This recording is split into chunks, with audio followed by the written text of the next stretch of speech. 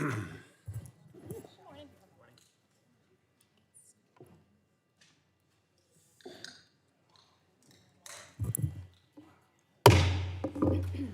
good morning. The Subcommittee on Energy and Commerce will now come to order, and the chair recognizes himself for 5 minutes for an opening statement.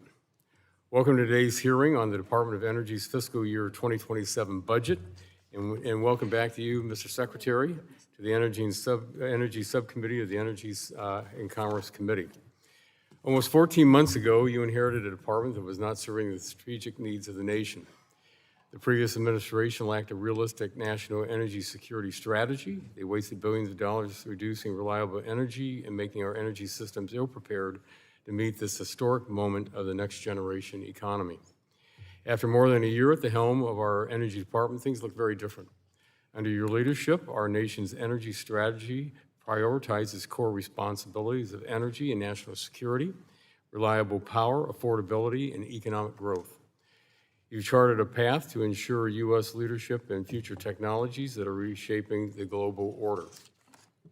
Finite taxpayer resources have been shifted to focus on abundant, reliable energy expansion. You've harnessed DOE's computing power to AI to use for societal benefit. You've accelerated work on nuclear technologies, increased collaboration to secure the grid during emergencies, and increased resources on our nuclear deterrent. You've also refocused the department's loan program on energy expansion and reliability. Most of these actions are reflected in DOE's proposed budget. These efforts couldn't come at a more important time. International conflicts and decisive military actions by the Trump administration to protect our nation have put increased pressure on ensuring a secure and reliable energy system. While DOE has diligently worked to focus on essential energy and security priorities, more work remains. Affordability continues to be a key concern facing American families. We'd like to get your perspective today on the impacts on oil prices from the conflict with Iran and what the prospects for more stable supplies would mean. And we should also unpack the forces behind higher energy costs. Average utility bills rose by 11% in 2025, after increasing by 29% in 4 years prior and substantially higher across our nation's bluest states. In fact, recent reports from the Lawrence Berkeley National Lab confirm that far-left policies are driving price increases that are burdening households and businesses. We should examine how misguided policies leave our communities vulnerable when they need electricity the most and what DOE is doing about that. Recent weather events during Winter Storm Fern exposed the risk of over-reliance on weather-dependent energy. DOE's decisive 202C orders and effective emergency planning were critical to protect against blackouts, ultimately saving lives and preventing billions of dollars in economic damage. While mismanaged public policies disrupt our power sector, historic projections of demand growth from data centers and reshoring manufacturing continue to climb. Data centers alone could consume up to 17% of the total electricity, which is also 60% higher than estimates projected in 2024. Importantly, DOE has taken several steps to ensure data centers can connect to the grid in a way that drives down prices and does not burden ratepayers with additional costs.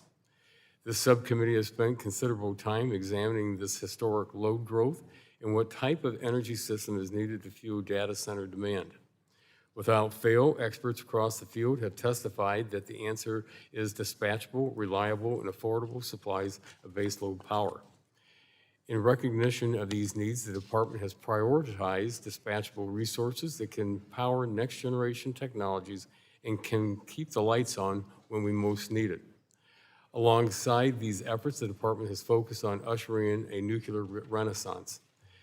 This ranges from your work to accelerate the development of American nuclear fuel infrastructure and of reprocessing used fuel to your work to demonstrate more new reactor designs. We should examine how your work will dovetail with the Nuclear Regulatory Commission's commercial licensing to provide a robust, safe process for nuclear expansion.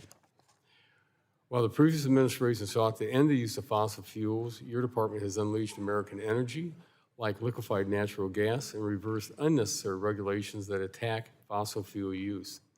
I look forward to the discussion today on how your energy and technology priorities will benefit the American people.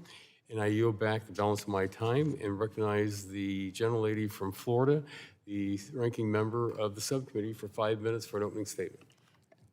Thank you, Mr. Chairman. Welcome, Mr. Secretary. Mr. Secretary, the policies of the Trump administration have made life very expensive for our neighbors back home. It is truly soul-crushing what they are experiencing right now. Electric bills are way up. Under the Trump administration, household electric bills have risen as much as 13% nationally, and utilities are imposing massive rate hikes. Trump's war in Iran has sent an energy shock rippling through the economy with huge price spikes. Energy inflation is up 10.9%. That's the highest in 20 years. Gas prices jumped over 21% in March alone, the biggest increase since records began in 1967. Americans are grappling with wildly higher gas and diesel prices, and you know, consumer goods are transported across the country by trucks running on diesel. So folks are bracing for higher costs for consumer goods too. The pain in the pocketbook comes at a rotten time for hardworking Americans. They're already paying more due to arbitrary and illegal Trump tariffs. And over the past few days, Republicans have been celebrating the big ugly bill.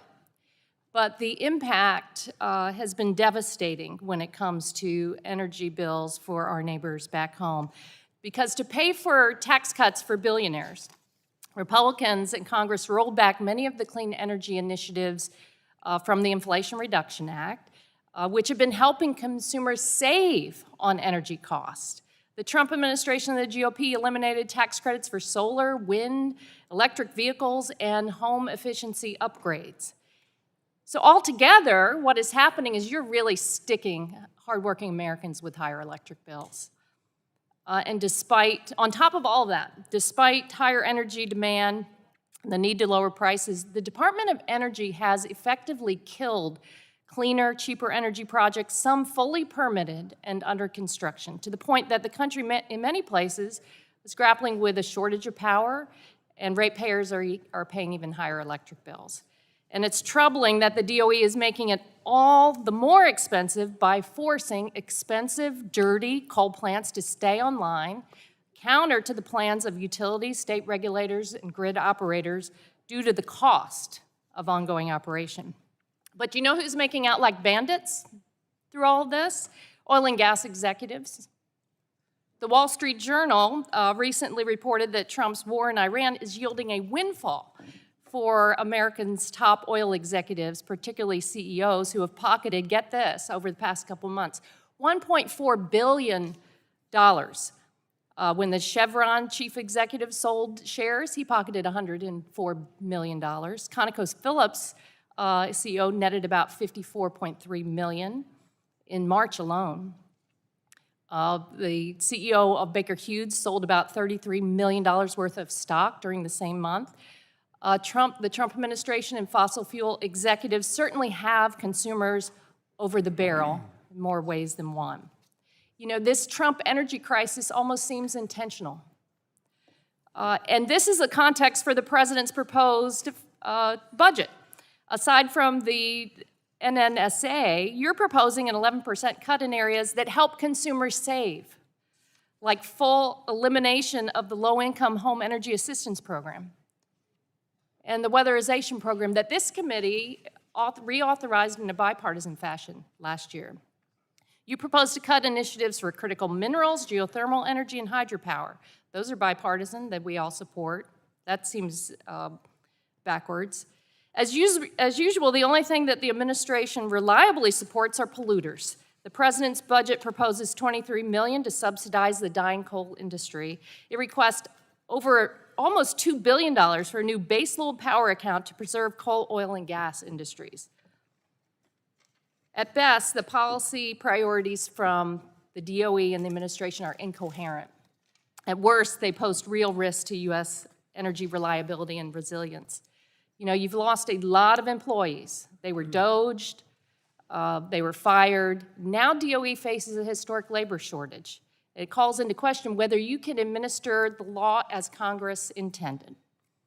You've lost so many people that now, rather than address it, you request new power for political appointees alone to make these decisions. And this opens the door to more corruption and grift that has become a hallmark of the Trump administration. This budget does nothing to help hardworking American families. In fact, it actively hurts them. It's a budget that will leave the United States further behind our competitors in the global energy race while callously telling Americans, good luck to you, as they continue to scrape by. Our neighbors back home deserve better, Mr. Secretary. They deserve cheaper, more affordable, reliable, clean energy. I hope you can answer these questions because we have a lot of them today. I yield back my time. Thank you very much, gentlemen. Ladies, time has expired, and the chair now recognizes the gentleman from Kentucky, the chairman of the full committee, for 5 minutes for an opening statement. Thank you, Mr. Chair, and thank you, Mr. Secretary, for being here. Glad to have you before us today. Your testimony is especially important given the timely world events and the impact on energy markets. As the Trump administration came into being, and our committee reformed this last year, we were able to get the energy policies in place that got oil down to about $60 a barrel. And that was never anywhere close during the Biden administration where people had affordable access to energy. But we do know with Iran choking the flow of oil, gas, and other critical markets, that has raised the price of energy for Europe, for us, trouble getting products to Europe, to Asia, and other markets. And we're facing a crisis now of energy prices. But the stability and the place we have is $60 barrel of oil. That's where we should get back to when we get beyond where we are. And we've been, the Department of Energy was organized for this specific reason right before the Islamic Revolution in Iran. And we've all long known about Iran's explicit threat to America and to our allies, and we all knew that it had to be addressed, and President Trump has addressed it.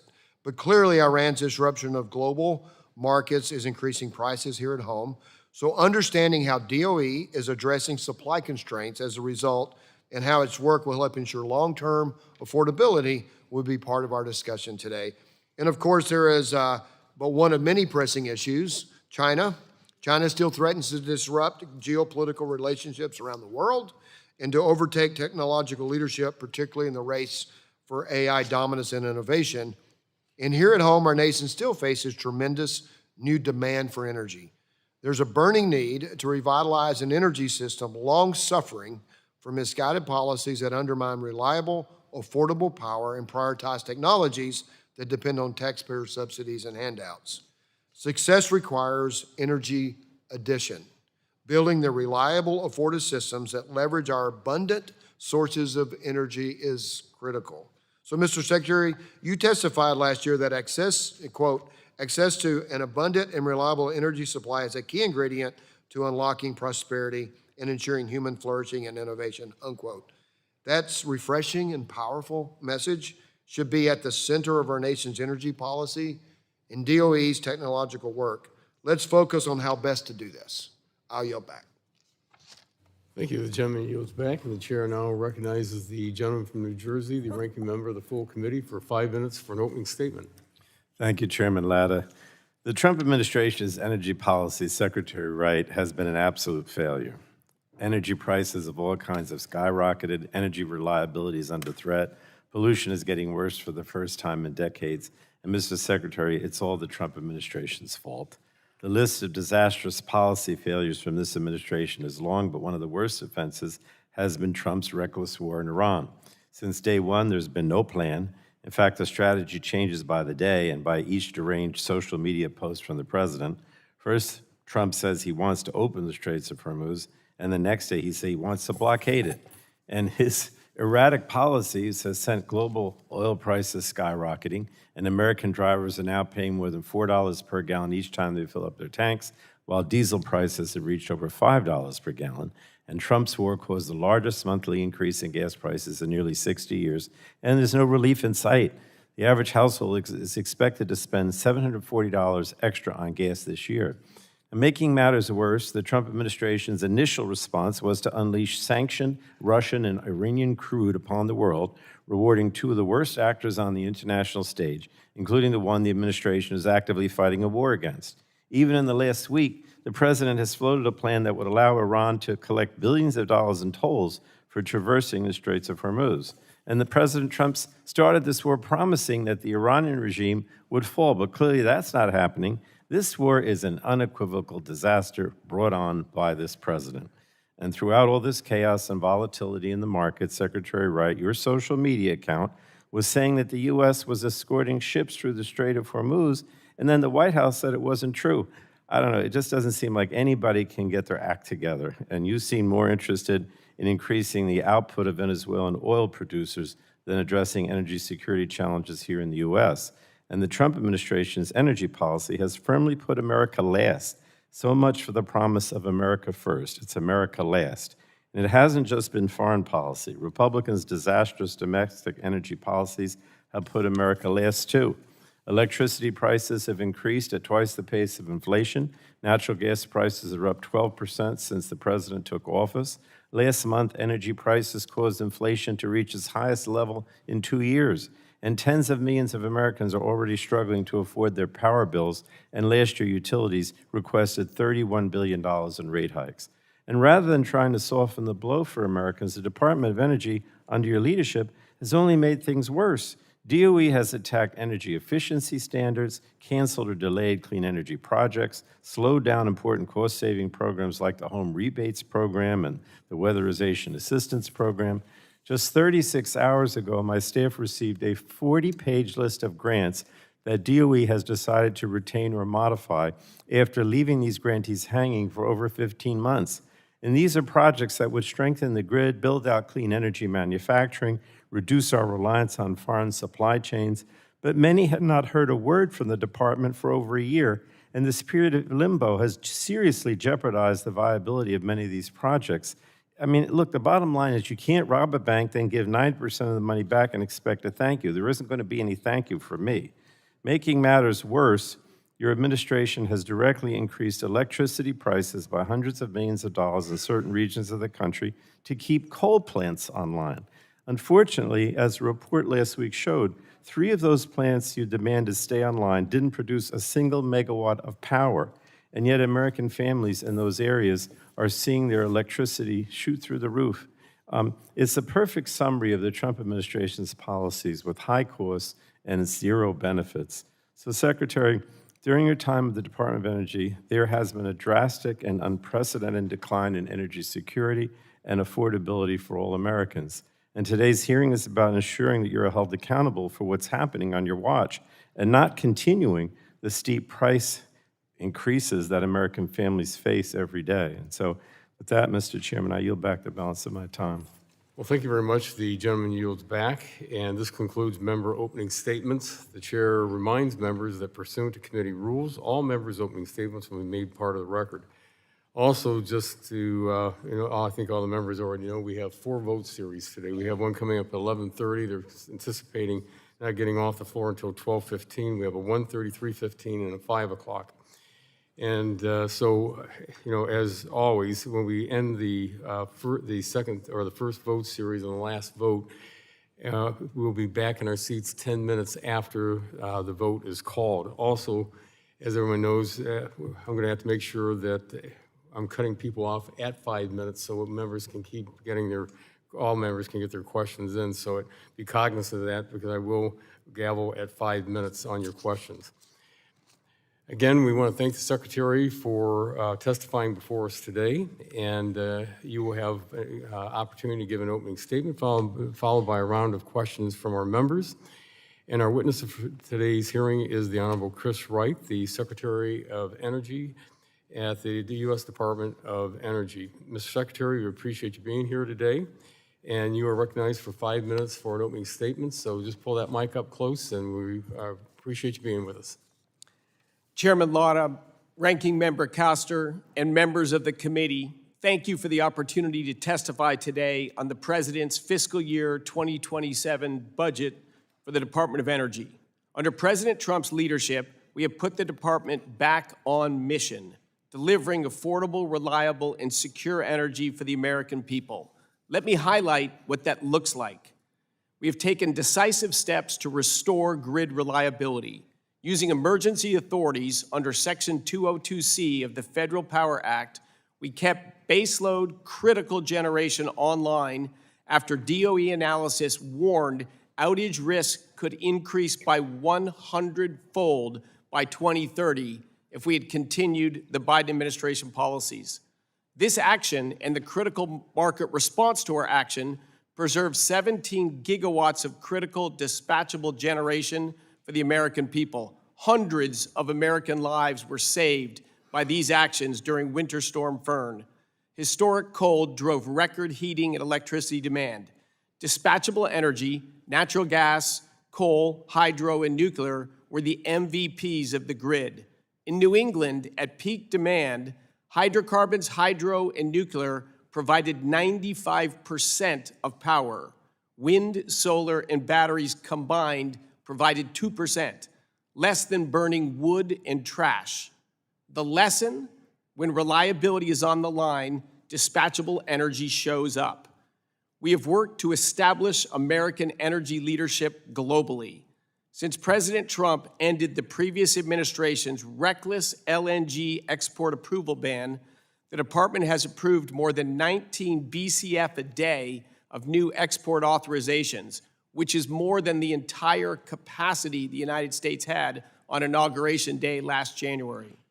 The United States is the global leader in LNG exports and will become even more dominant under President Trump's leadership. This is a win for America, a win for our allies, a win for global energy security, and a blow to our adversaries.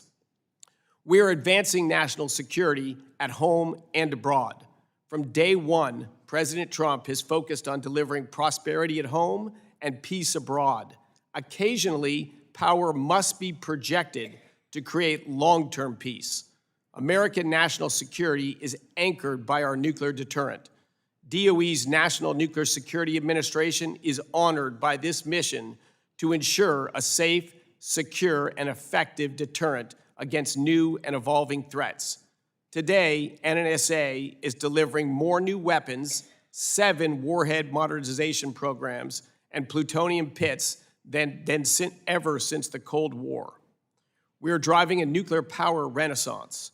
Our efforts span next-generation reactor pilot programs, reestablishing American nuclear enrichment capacity, domestic nuclear fuel fabrication, reprocessing, and a pathway to spent fuel permanent storage.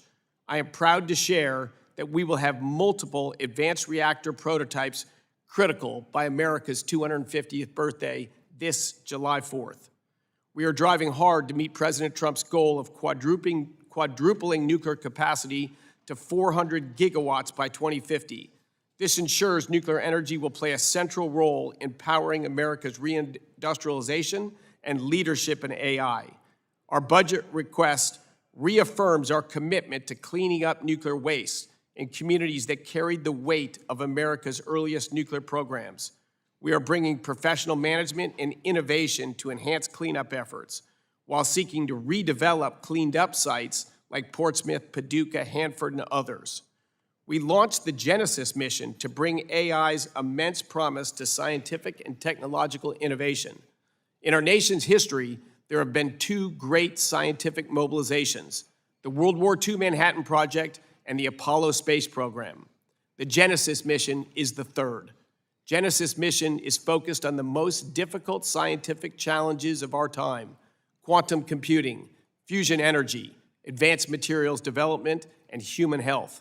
We are partnering where industry alone cannot go, tackling long-term challenges that require national commitment, bringing together our national laboratories, universities, and private industry to accelerate scientific discovery. We are winning the AI race and lowering energy costs.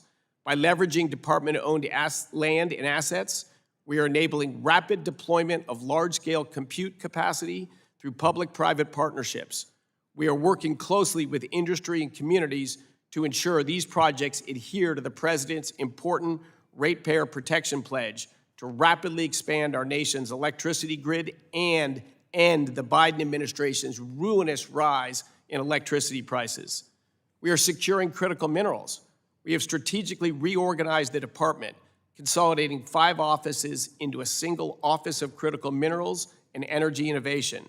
This creates one hub across DOE, the national labs, and external partners to manage the full supply chain, from mining and processing to magnets and batteries. And pardon me, Mr. Secretary, if you could just wrap up, Yep. I'd appreciate it. Thank you.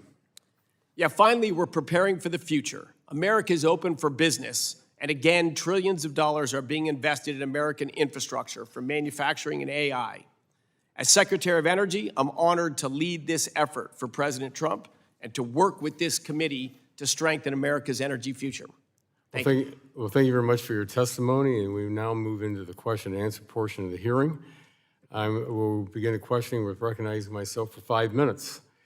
Let me begin with our energy security and energy affordability. Today, the United States is not as vulnerable to major oil disruptions as Europe or Asia, or as it was up into the early 2000s. And this is because of the U.S. oil and natural gas production. Wouldn't you agree with that, Mr. Secretary? Thank you. Oh, and if your mic, please. Clearly, impacts on global prices from the Iran conflict have impacts at home. Prices for oil, gas, and gas products have increased. What is DOE doing to mitigate impacts, and how do you see this playing out in the coming months? Yes. Well, we've done a number of actions in the short term, which is first to coordinate globally the release of 400 million barrels of oil from strategic reserve in over 30 nations. We did this because we have an interruption of flows through the Straits of Hormuz. That's what the strategic petroleum reserves are for. The Biden administration, unfortunately, depleted our reserves to almost half empty for economic reasons. There were no disruptions in flows in 2022, yet they sold massive amounts of oil out of our reserves. We are not selling oil. We are trading barrels today when they're needed in exchange for 1.2 barrels later next year. We will end with a strategic petroleum reserve fuller than it was when this conflict started. I'm very proud of the president's effort to put to an end a 47-year conflict with the largest state sponsor of terrorism on the edge of developing nuclear weapons. We have changed regulations for gasoline blending this summer so we can increase the production of gasoline in our country. We have done all sorts of work with our refining industry and our natural gas producers industry to accelerate production to the extent we can. While I don't like the escalation of prices we have seen, today gasoline prices are $1 a gallon cheaper than they were 4 years ago in the midst of a Biden administration that was doing nothing to increase global security or assure the long-term safety of energy flows. This conflict with Iran, bringing it to an end, is removing the largest global threat to future energy supplies. Can we have a nuclear-armed Iran with a massive missile arsenal? No, we cannot. Proud of the president to not kick this can down the road, to take long-term energy security seriously, to take peace and prosperity in the Middle East for the United States as the front of the agenda. Well, thank you. California is experiencing the highest gas prices in the continental United States, where it has limited its oil production, limited pipelines, and relies on 30% of its oil from the Straits of Hormuz. It also has closed many refineries over the last several years. What does this mean for consumers in California and across the West Coast? It's ruinous what California, I lived in California for many years, absolutely ruinous what they've done to create an enfeebled energy island in the United States' greatest state, largest state, and the largest amount of our military resources are in the state of California. Yeah, it's over 50% imported oil, even though the United States is a net exporter of oil. Over 50% of the price of gasoline in California, it's $2 higher than the national average, is because of state policies. They have chosen to make energy expensive for their people. The net result of that is this state of amazing opportunity, amazing prosperity historically, today has the highest adjusted poverty rate in the nation. If the United States had these policies, we would be completely deindustrialized and on our knees. Thank you. Let me turn to the prioritization, I got 1 minute to go here, of DOE financial assistance. Last year, the department conducted a portfolio review process. Will you explain the status of this process and how you see it improving energy reliability and affordability? And I only got 50 seconds. Yes, look, as I explained in my testimony last year, it was heartbreaking to see that roughly $100 billion rushed out the door after the Biden administration lost the election. We had to review 2,240 projects, a number of them with no business plan, nothing serious in them, but promises of grants of money. We assembled a team to do it. Unfortunately, the leaders of those teams, my Senate-confirmed positions, the leaders of the departments across the energy, the Democrats in the Senate, for the first time in American history, filibustered every single one.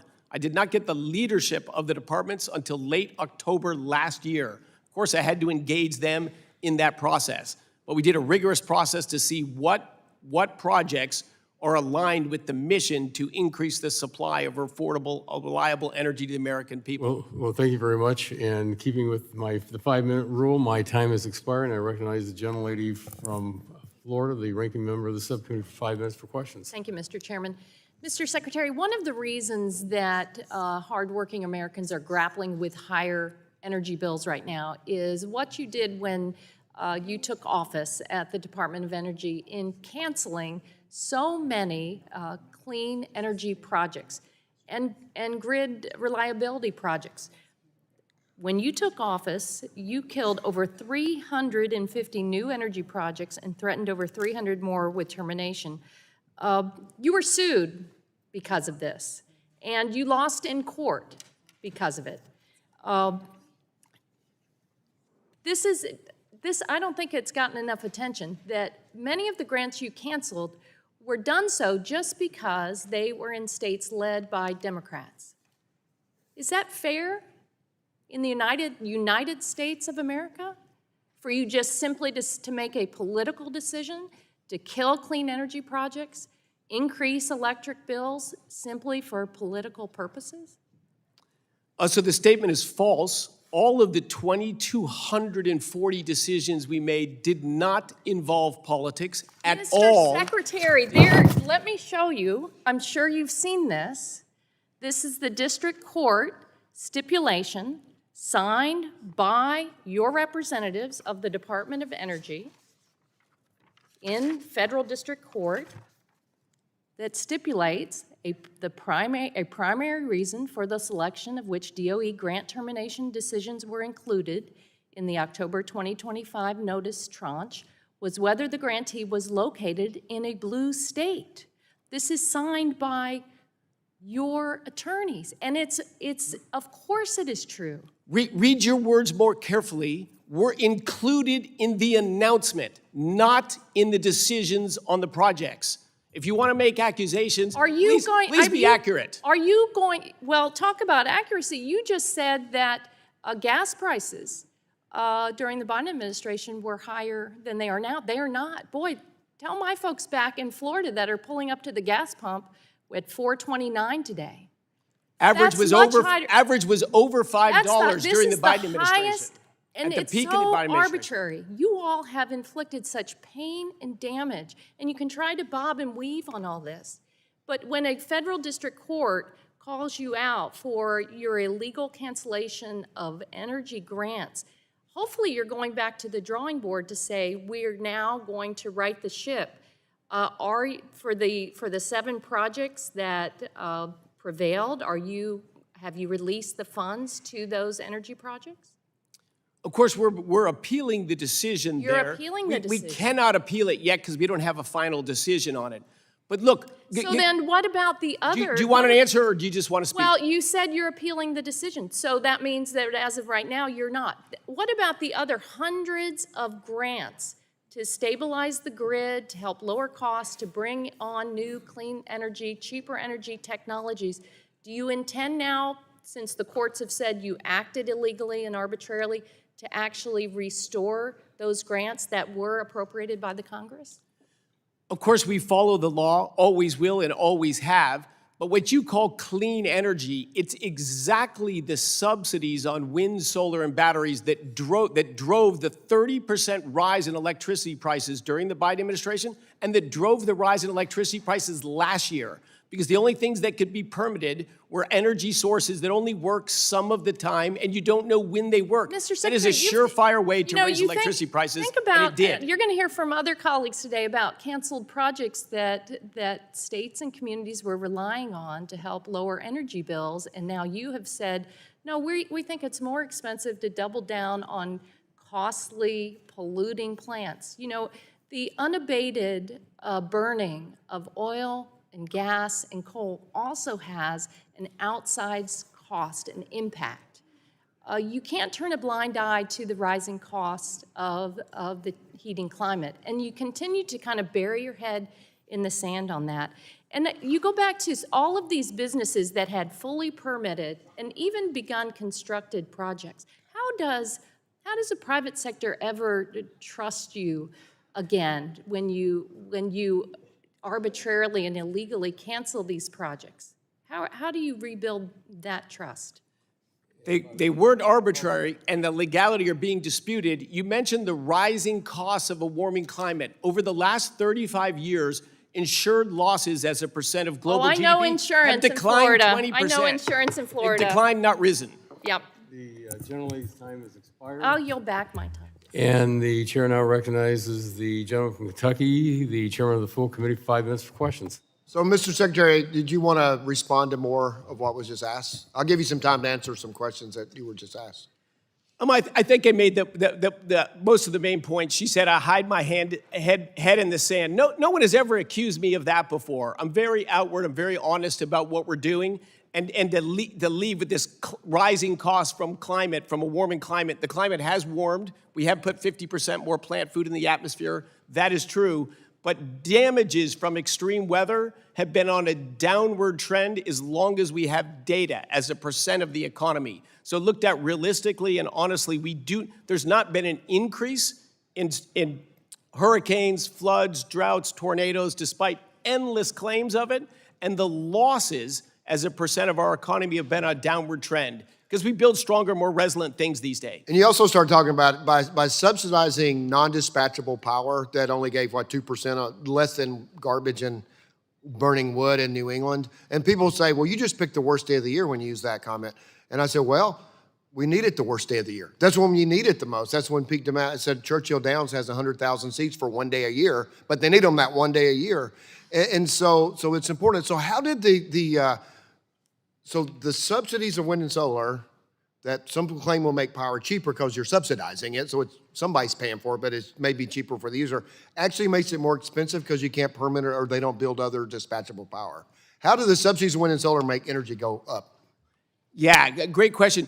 I always say a subsidy is inefficient if the government collects $1 of taxpayer money and makes something only 50 cents cheaper. It's a waste of 50 cents. The subsidies for wind and solar, the government collects $1 of taxes and makes electricity more expensive, so it costs another $1. The losses are amplified by these expenditures. And the reason is, most of the time, right now, we have hundreds of gigawatts of excess electricity capacity generation on our grid.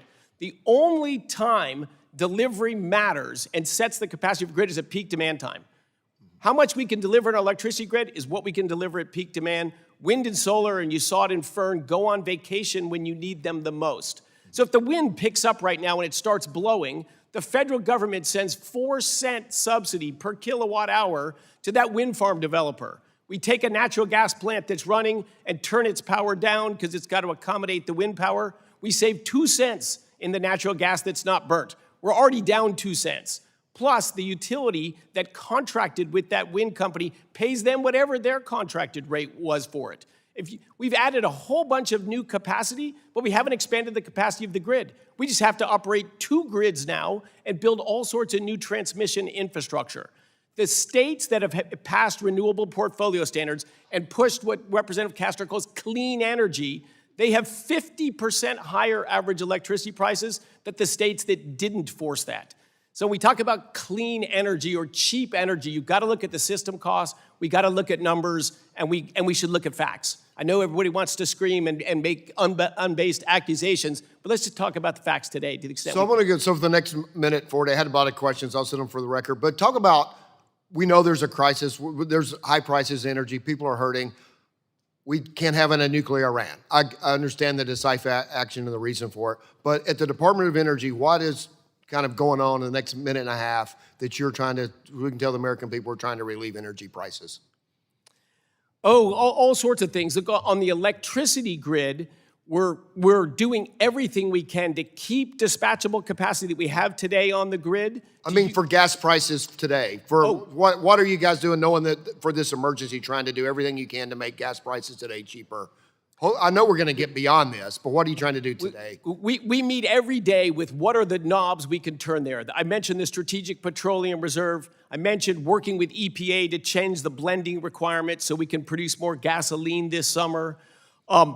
We're looking at how we can expedite more American oil production from wells we already have. We mentioned the sanctions on the barrels of oil. They're floating barrels of oil in the Pacific Ocean that are on their way to China. Iran and Russian oil going into China where it'll be parked in a strategic petroleum reserve. China banned the exports of gasoline and diesel to the rest of the world. That oil doesn't help anyone. It's going to be sold anyway. So yes, we did talk to the whole administration and say, let those barrels of oil flow into India. They'll go into Indian refineries, they'll produce more gasoline and diesel and jet fuel, and they'll export those products to the world. We've done everything pragmatic, and we'll continue to do more things to keep that price of gasoline down. I'm disappointed it's up from the below $3 a gallon we were at, I'm sorry, far lower than it Mr. ever Secretary, touched. I'm sorry, the time has expired. I yield back. You bet. And the gentleman yields back. The chair now recognizes the ranking member from for the full committee, the gentleman from New Jersey, for 5 minutes for questions. Thank you, Mr. Chairman. Mr. Secretary, you know, sometimes I almost feel sorry for you, to be honest. I mean, you keep saying how the president has to show strength. This is the weakest president. He looks like a weakling. He talks about victory. Meanwhile, Iran, China, Russia, they just eat our lunch. That's the bottom line. Yes, I have the Chinese intervene to get a ceasefire. He wants to lift the sanctions on Iran, lift the sanctions on Russia. How is it that that's strength? That's weakness. But more important than anything is my constituents don't believe in this war. And the president keeps saying that the reason that prices for gas are going up and probably going to go up even further is because we have to fight this war. We don't have to fight this war. This war must end. And no one here is willing to sacrifice higher prices for everything for an unjust, illegal war. And I know you can't say that the war is unjust or illegal because you work for the president. I understand that. That's why I almost feel sorry for you having to be here today to justify what's going on here. But let me just ask you this. I mentioned that you tweeted, and this is a tweet, and I quote, "The U.S. Navy successfully escorted an oil tanker through the Strait of Hormuz to ensure oil remains flowing to global markets." And as a result of that tweet, the stock market and oil markets reacted sharply until the rest of the Trump administration had to come out and contradict your statement, which was then deleted. My concern is that the Trump administration is trying to influence the stock market, and that a lot of what they do every day is to try to influence the stock market when it comes to energy. And I'm hopeful that that's not for personal gain of the president or others in his administration, although I think there's a lot of evidence that that's in fact what's going on, because they don't want the market, they want to manipulate the market. So let me ask you, Secretary Wright, did you post this tweet yourself that I just mentioned? I did not post that tweet myself, but I do take full responsibility for it. Well, that's I gave fine. a speech. I appreciate, again, I feel sorry for you. It was a mistake. Crude prices tumbled below $80 a barrel after your tweet, before jumping again after it was deleted. If the post was an error by staff, have you done an internal investigation to ensure that the DOE staff involved were not trading on this activity? In other words, you didn't do it, somebody else did, did they make a buck because of it? Have you investigated that? I'm not aware of an investigation of that, but of course I did speak to the people in my communications department that I spoke in Colorado. They misquoted something I said. It was an honest mistake, but it was my fault to not catch it. All right. To not Well, see I it would before ask it that was you do posted. a little investigation because I'm concerned that they're trying to manipulate the market so they can make a buck. frankly. That's what I'm concerned about. Now, let me ask you this. In your opening statement, you said you were very proud of the progress made on nuclear energy by this administration. Frankly, I don't see it at all. I don't see why you think there's any progress. But moving to nuclear energy, DOE has threatened the independence of our country's nuclear safety regulator, the Nuclear Regulatory Commission, according to press reports, which I'll ask unanimous consent to insert into the record, Mr. Chairman, if I can. Without objection, so ordered. At a meeting at Idaho National Lab last year, a DOE staffer named Seth Cohen said, and I quote, "The NRC is going to do whatever we tell the NRC to do." And you later promoted Mr. Cohen to be chief counsel for nuclear policy, and he spent much of the last year trying to actively undermine the NRC's safety rules. So let me ask you, do you acknowledge the importance of the NRC's independence? Do you think it's important that they be independent? Oh, it's critically important that the NRC is dependent. It's critically important that we work closely together. Then why is Mr. Cohen still on the job? Mr. Cohen is a passionate guy working to advance nuclear power. He He's gets not doing too well. He gets a little over his skis, and he made a comment he didn't actually mean, but he did say it. He shouldn't have said it. So you're he trying understands to say that fully. that he, even though he made that statement, he feels that the NRC should be independent as well. Absolutely. Oh, well, I don't believe that for 1 minute. Look, I want to be clear. Your department has a responsibility to uphold public confidence in nuclear energy, but critical to upholding that public confidence is maintaining an independent nuclear safety regulator, separate from the arm of the government responsible for promoting nuclear energy. And frankly, I don't think we're ever going to see progress on nuclear power on this administration unless that independence is secure, and I don't think it is today. But thank you, Mr. Chairman. I yield back. Well, thank you very much. The gentleman yields back the balance of time. The chair now recognizes the gentleman from Alabama's 6th District for 5 minutes for questions. Thank you, Mr. Chairman. I just want to point out that gasoline prices under Biden hit over $5 a gallon. It's the highest in history. When he took office, it was $2.39 a gallon. That's a 200% increase, Mr. Secretary. I just wanted to point that out. I want to ask you something. You're dealing with people here who claim to have the best interest of the country at heart, yet they're opposing policies that could dramatically improve the lives of people. We have economic injustice all over the country because of energy injustice that's been imposed on them. I understand that, having grown up pretty much dirt poor myself. These are the same people who voted against no taxes on Social Security for 51.4 million Americans. They voted against no taxes on tips that's added over $2,000 to the income of people that they can go out now and buy their kids a new pair of shoes or pay for their school supplies, maybe take a little vacation, maybe even have some money for tuition for bettering their lives. These are the same people that voted against the Rural Health Transformation Fund that provided $50 billion to transform rural health care, particularly for expectant mothers in what have become maternity care deserts. So I just want you to know who you're dealing with. I want to ask you about, staying on the nuclear theme. China plans to build 100 nuclear reactors, probably by 2035, but certainly over the next 20 years. Can China compete in artificial intelligence only using renewable power? Oh, absolutely not. Yeah, Can we? absolutely not. So when it comes to, and you and I have had this conversation before, and you know how focused I am on small modular reactors. China plans to open for operation the first small modular reactor sometime, may already be open. The Linglong, Already operating. already operating. Are we in a position, the way we're currently structured with the National Nuclear Regulatory Commission, to compete with China? I think we are rapidly moving that direction. I'm very, very proud of the commissioners we have on the NRC and the work they are doing. And we will have multiple reactors critical in the next few months. So I struggle with Representative Pallone's comment that we're not making any progress with nuclear. I think that's absolutely not the case.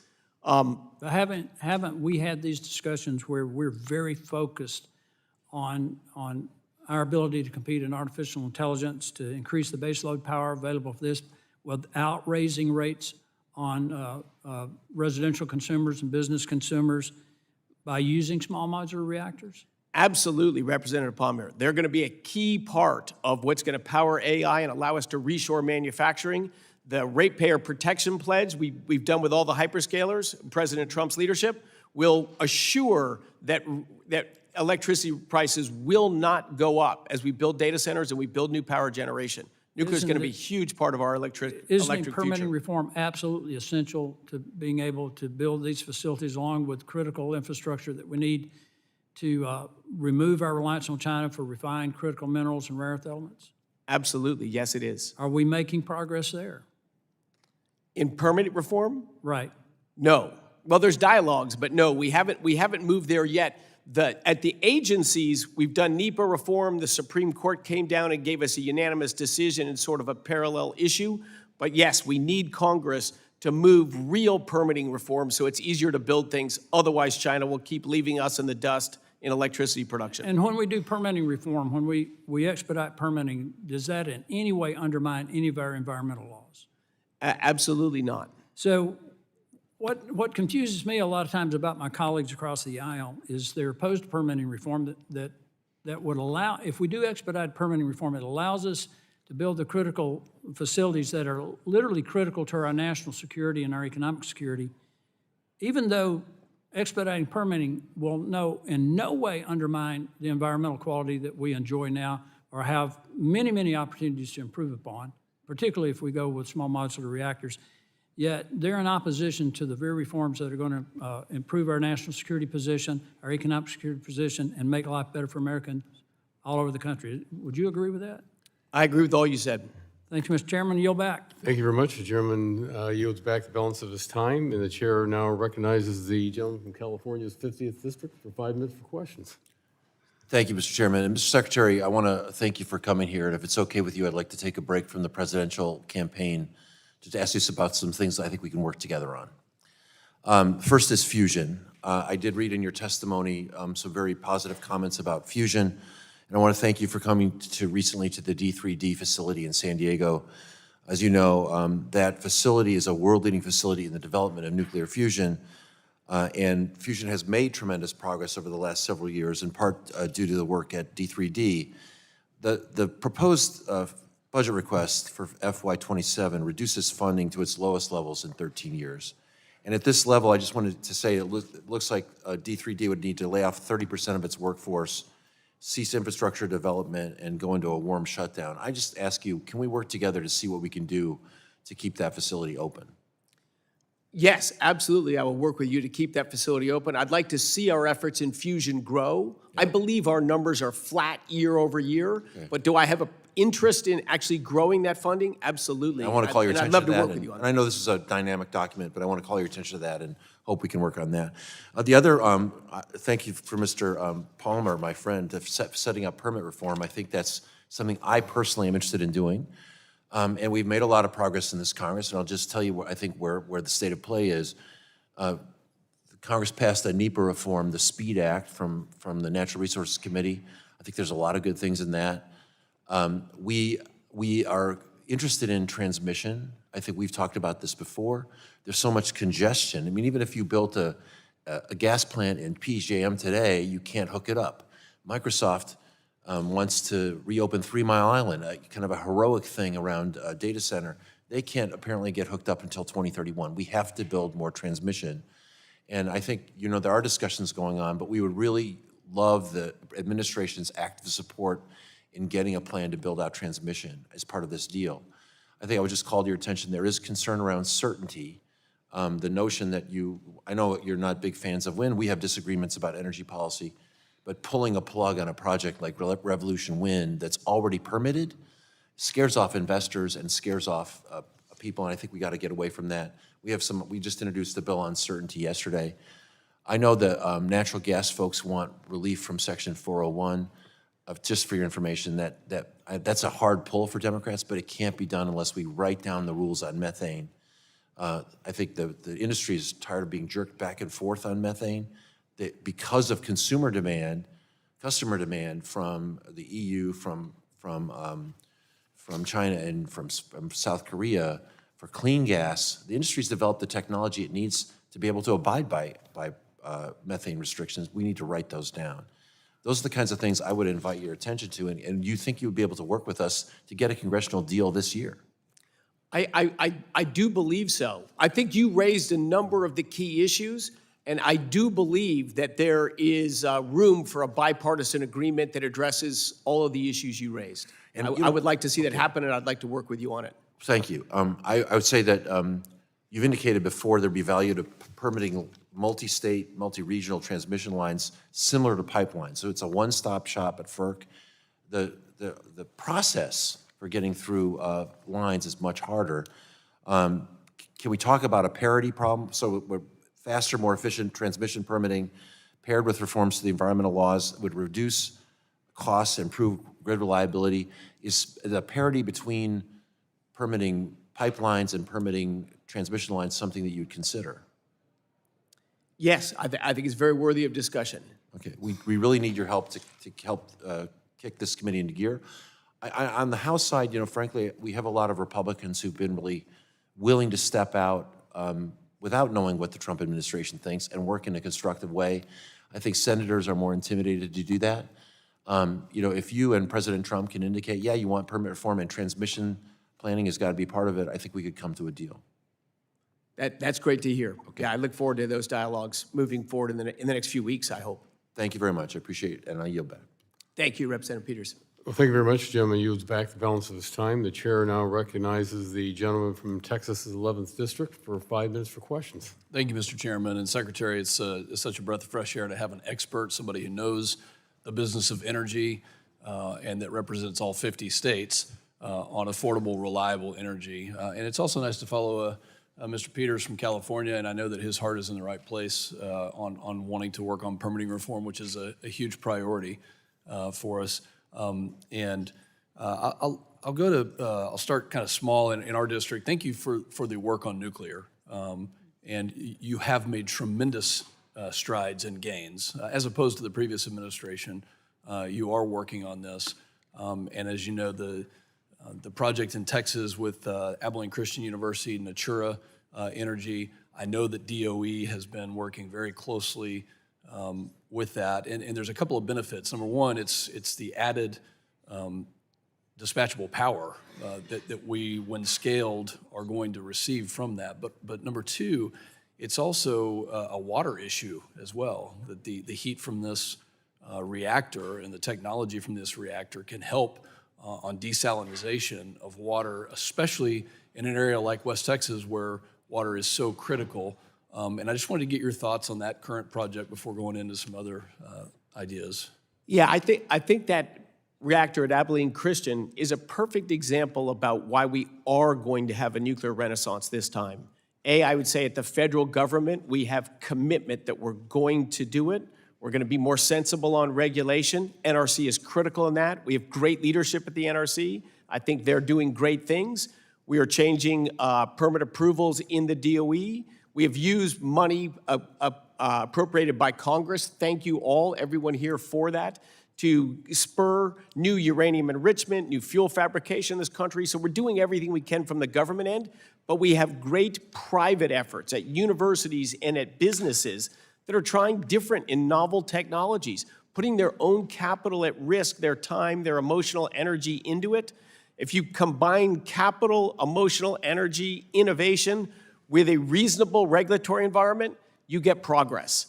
And I am very excited about it. We're not betting on one horse or one thing or reviving something that was old. There's so much exciting innovation going on, one right there in your district. I went to college to work on nuclear energy. I've never been more optimistic about the future of nuclear than I am today. Well, thank you for that commitment. We do need the Idaho National Lab to deliver on their side of it to really finish out that project. And I think it's going to be tremendously helpful for our country. Let me switch to the crisis that we have. And you mentioned California earlier, and I would put the northeastern United States in the same category. But I mean, California is going to end up importing from other countries because they won't allow via pipeline or via the refineries that are actually shutting down. There are multiple refineries that are shutting down in California right now because the state has made it so tremendously difficult to work there to produce and provide for that population. So I want to tie that with the efforts that Department of Energy is trying to do everything you possibly can, and maybe give us a sense of some of the solutions legislatively that we can be thinking about so that there isn't a disaster in those coastal areas. It's serious concern about national security in California. Again, massive military assets there. We supply our forward bases in the Pacific out of the west coast of the United States. But yet here we have a state, not only does California have the most expensive electricity prices, they produce meaningfully less electricity today than they did 10 years ago, as does New York, as does Massachusetts. All the green energy states have expensive energy and declining output. California, 100 years ago, a little more than 100 years ago, produced 40% of America's oil. Today it produces 2%. 2% of American oil comes out of California. Yeah, and they consume closer to 10%. So they're just wildly dependent, not on imports from other states like Texas or New Mexico.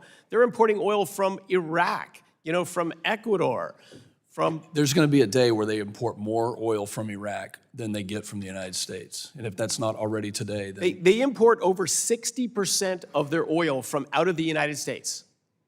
Over 60% of the oil consumed in California is imported from across the ocean on giant tanker ships, and they import gasoline and diesel and jet fuel refined products. They can't even make energy out of it. They had 40 refineries. Now they only have 7 of any size. They're not going to be able to refine enough of their own products. So Pacific nations or some other state like Texas is going to have to make that quirky California gasoline blend designed to be expensive. I think that was the goal. Make it expensive. Thank you for Mr. raising the Secretary, warning I'm flag of sorry. not being like California for the rest of the United States. I yield back. The gentleman's time has expired and yields back. The chair now recognizes the gentleman from New Jersey's 8th District for 5 minutes for questions. Thank you, Chairman. Secretary Wright, you state in your written testimony that the Department of Energy continues to be focused on turning our nation's abundance of resources into affordable, reliable, and secure energy for all Americans. What grade would you give yourself delivering on that promise? I would have to grade the whole team, but I think the team has made massive progress in the last 15 months. What grade would you give yourself or the administration? I would give I can't give... Okay, I'll answer the question for you. Gas is up $1 per gallon since January, and diesel prices are now over $5 per gallon. Electricity prices have risen as much as 13% nationwide since President Trump took office, and inflation tripled last month on the record gas spike due to the president's war with Iran. So I would give you an F, as I believe most Americans who are getting crushed by rising prices would. Let's talk about how we got here. Mr. Wright, following the Trump administration's and congressional Republicans' illegal war in Iran, the Trump administration granted sanction waivers to both Russia and Iran that allowed both countries to temporarily sell oil. Is that correct? There were sanction waivers for both countries. Is that correct, yes or no? There were sanction waivers to bring that oil into Asian refineries as opposed to being stored in Chinese SPR. The answer is yes. And these waivers come while we're at war with Iran, and Russia has continued its war with Ukraine. Is that correct? Is your preference a nuclear armed So the answer is yes. So even though we're at war with Iran Yes, your and answer is Russia is yes. still, I'm reclaiming my time. Even though we're at war with Iran and Russia is still at war with our ally Ukraine, we've allowed both countries to benefit financially from Trump's war with Iran. Before Trump's war with Iran, was the Strait of Hormuz open, just yes or no? Always at threat of being closed. But it was open. And now it's not open, and Iran has operational control of it. And about 20% of global oil typically goes through the strait, which is about 130 ships per day. So Iran has operational control of the strait, and now a fraction of the number of ships are passing through. Prior to Trump's war with Iran, the average price of a gallon of gas was between $2.87 and $2.94. Is that correct? Yes, much lower than ever during the Biden And the average price of gas today is $4.13. Is that correct? Lower than the peak of the Biden administration. So that means that the cost of gas is up $1.20 since the start of Trump's war with Iran, which equates to Americans collectively paying over $20.5 billion at the pump. So let's do a quick recap. For the past month, Russia and Iran have reaped the financial benefits of President Trump's waivers on oil sanctions. The Strait of Hormuz went from open to closed, and Iran maintains operational control over the strait. Gas prices are up $1.20 since the start of Trump's war. So, Mr. Wright, from solely an energy perspective, would you agree that this war is an absolute failure that is being borne on the backs of hardworking Americans? adamantly disagree. Iran has been a threat to global energy supplies for 47 years, and we're finally going to end that threat. Yes, of How? course, there's some That weeks has of not been disruption. communicated to the American people. The goalpost keeps moving, and meanwhile, our constituents are paying at the pump every single day. Mr. Wright, as the Secretary of Energy, one of your roles is to ensure the security of nuclear materials worldwide. Is that correct? That is correct. What is the status of Iran's enriched uranium? We don't know exactly what the status of Iran's enriched uranium is today, and what I do know, I won't share. Iran is believed to have about 960 pounds of uranium enriched at 60%, which is enough to produce about 10 nuclear warheads. Is that your assessment? Yes, it is, and apparently you want them to finish the job. Well, that's interesting because last summer, President Trump initiated strikes on nuclear facilities in Iran, claiming that their program was, quote, totally obliterated and, quote, set back the program for years. So if you agree that there's 960 pounds of uranium enriched and that Iran's nuclear program was totally obliterated, how can those two things be true? Because they produced that enriched uranium before those strikes in their nuclear program. Okay. Let's talk about Venezuela. The Trump administration has used Venezuela's natural resources to exert control in the Western Hemisphere, including by cutting off the supply of oil to Cuba. And now Cuba has plunged into an energy crisis. The Trump administration has threatened tariffs on countries like Mexico have historically provided fuel to Cuba, yet the president allowed a Russian oil tanker to reach Cuba. Is that correct? That's correct. So the president allows Russia to give oil to Cuba while threatening everyone else who wants to help, and the president allowed Russia to profit off a temporary sanctions waiver even though they're still at war with Ukraine. Mr. Wright, in your assessment, why is this administration so weak on Russia?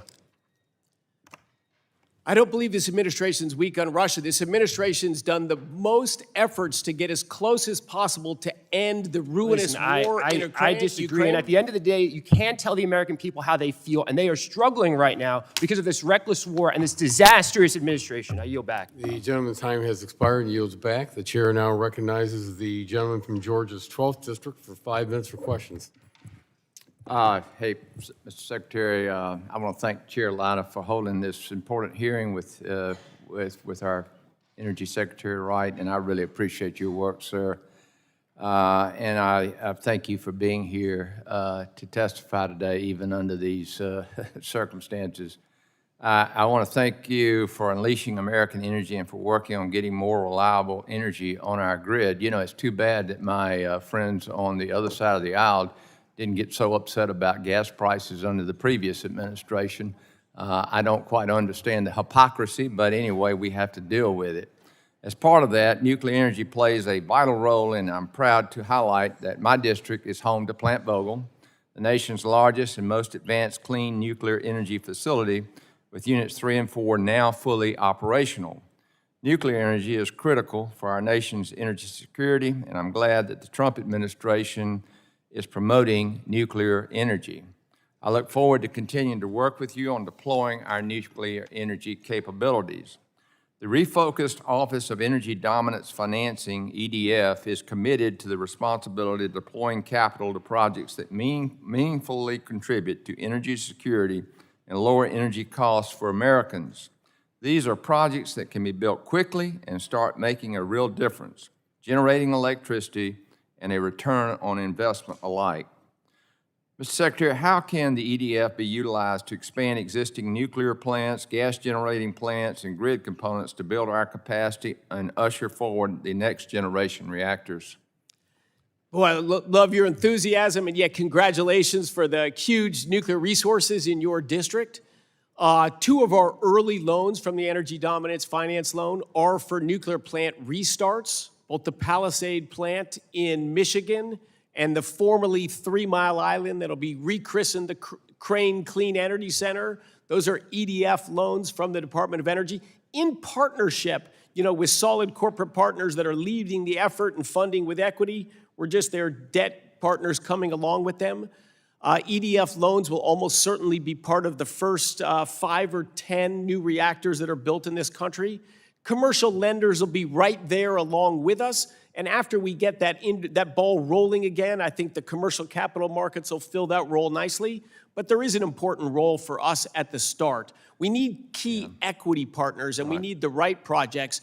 But the enthusiasm is high there, and I believe we'll get the nuclear ball moving again. Well, we know we have got to create a whole lot of energy in this country. We're way behind, and I appreciate your work with the public-private partnerships to get this done. EDF recently approved the largest loan in DOE history, $26.5 billion for Southern Company, that operates the utilities along with other utilities in my district, to build a new generating units and upgrade existing infrastructure. This includes 6 GW and nuclear power improved through uprates and license renewals. What impact will this have on my constituents in Georgia's 12th district? Maybe the most important thing it will have is it will stop the ruinous price rises that ran for the 4 years of the Biden administration, and of course last year as well. Everything that came onto the electricity grid, every impact on the grid last year was Biden policies. It takes longer to reverse those policies, those impacts. So it will stop the rise of electricity prices in Georgia and Alabama. It will grow massively the amount of deliverable electricity in those regions, which will allow new businesses, new manufacturing, data centers, whatever it is the great people of Georgia want in that district. It'll enable better futures, lower prices, higher wages. And that's why this affordable issue is so full of hypocrisy. I mean, it baffles the mind. In February, the House of Representatives passed my bill, the Home Appliance Protection and Affordability Act. This bill makes several updates to the Energy Policy and Conservation Act to preserve consumer choice and affordability in household appliances. Should this bill be enacted, and how will the Department of Energy ensure that consumer choice and affordability and the fact that this stuff needs to work like it's supposed to be protected? And I got about 20 seconds, sir. No, it's critical. We got to allow Americans to purchase what Americans can afford and what they want to buy. This sort of arrogant paternalism that you have to buy the expensive, fancy one that my friends in Manhattan have. Everyone has to buy it. That's what the Democrats did under the previous administration. Not a single loan they gave mentioned affordability or cost in the applications and in the plan. Not one. And I'm sorry. You have to the gentleman's reverse this time has HVAC problem expired, too, sir. Thank and you. he yields back. The chair now recognizes the gentleman from California's 15th district for 5 minutes for questions. Thank you, Mr. Chair. Thank you, Mr. Secretary, for being here. The war in Iran has sent the price of gasoline soaring, with the national average over $4 a gallon, up nearly $1.50 per gallon since the start of the year. Mr. Secretary, prior to the president's attack on Iran, did the Department of Energy model potential increases in gas prices? Oh, the Department of Energy has engaged in the Iran question since the administration started. The risks from Iran, the risks from action against Iran, so absolutely. And did President Trump consult with you directly about the impact his war would have at the pump? Absolutely. He did. So you're saying the president knew that this would trigger a 45% spike in gas prices for working families and proceeded anyway. So thank you for putting that on the record. Do you have an estimate for how long the president's war will raise gas prices? I think in the long term, it'll be meaningfully lower gas prices because we're removing the greatest threat to global energy security that's been here for decades and was rising to a new level. A nuclear-armed Iran with a massive weapons arsenal is an existential threat to the economies in that region, to the countries, to the United States, and certainly to global energy markets. Thank you for that. This was a problem that needed to be fixed. Thank you, Mr. Secretary. It offers little comfort to families choosing between groceries and filling their gas tanks, but appreciate that answer. I would like to move to a topic of innovation. My district in the San Francisco Bay Area is a global leader in commercializing breakthroughs for nearly 2 decades. The Advanced Research Projects Agency for Energy, or ARPA-E, has been the federal government's primary engine for that same mission. It was designed to move at the speed of the private sector and bridge the gap between the lab and the market. You've talked about leading on critical minerals and AI and firm power generation, but instead of using ARPA-E to accelerate those goals, your budget proposes cutting its funding by 43%. This is at a time when China is spending over $1 trillion on R&D. So why are you proposing such significant cuts to your agency's engine, really, for commercialization? So our request this year was flat with our request from last year. Last year, you worked with us to plus up that request, and I hope we have a similar pathway this year.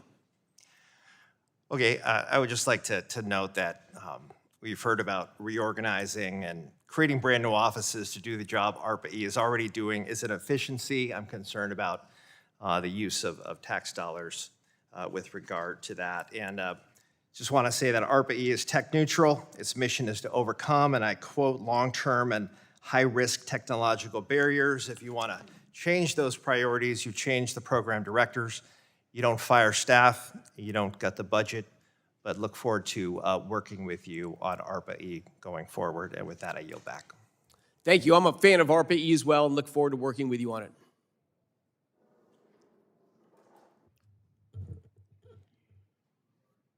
Gentleman yields back.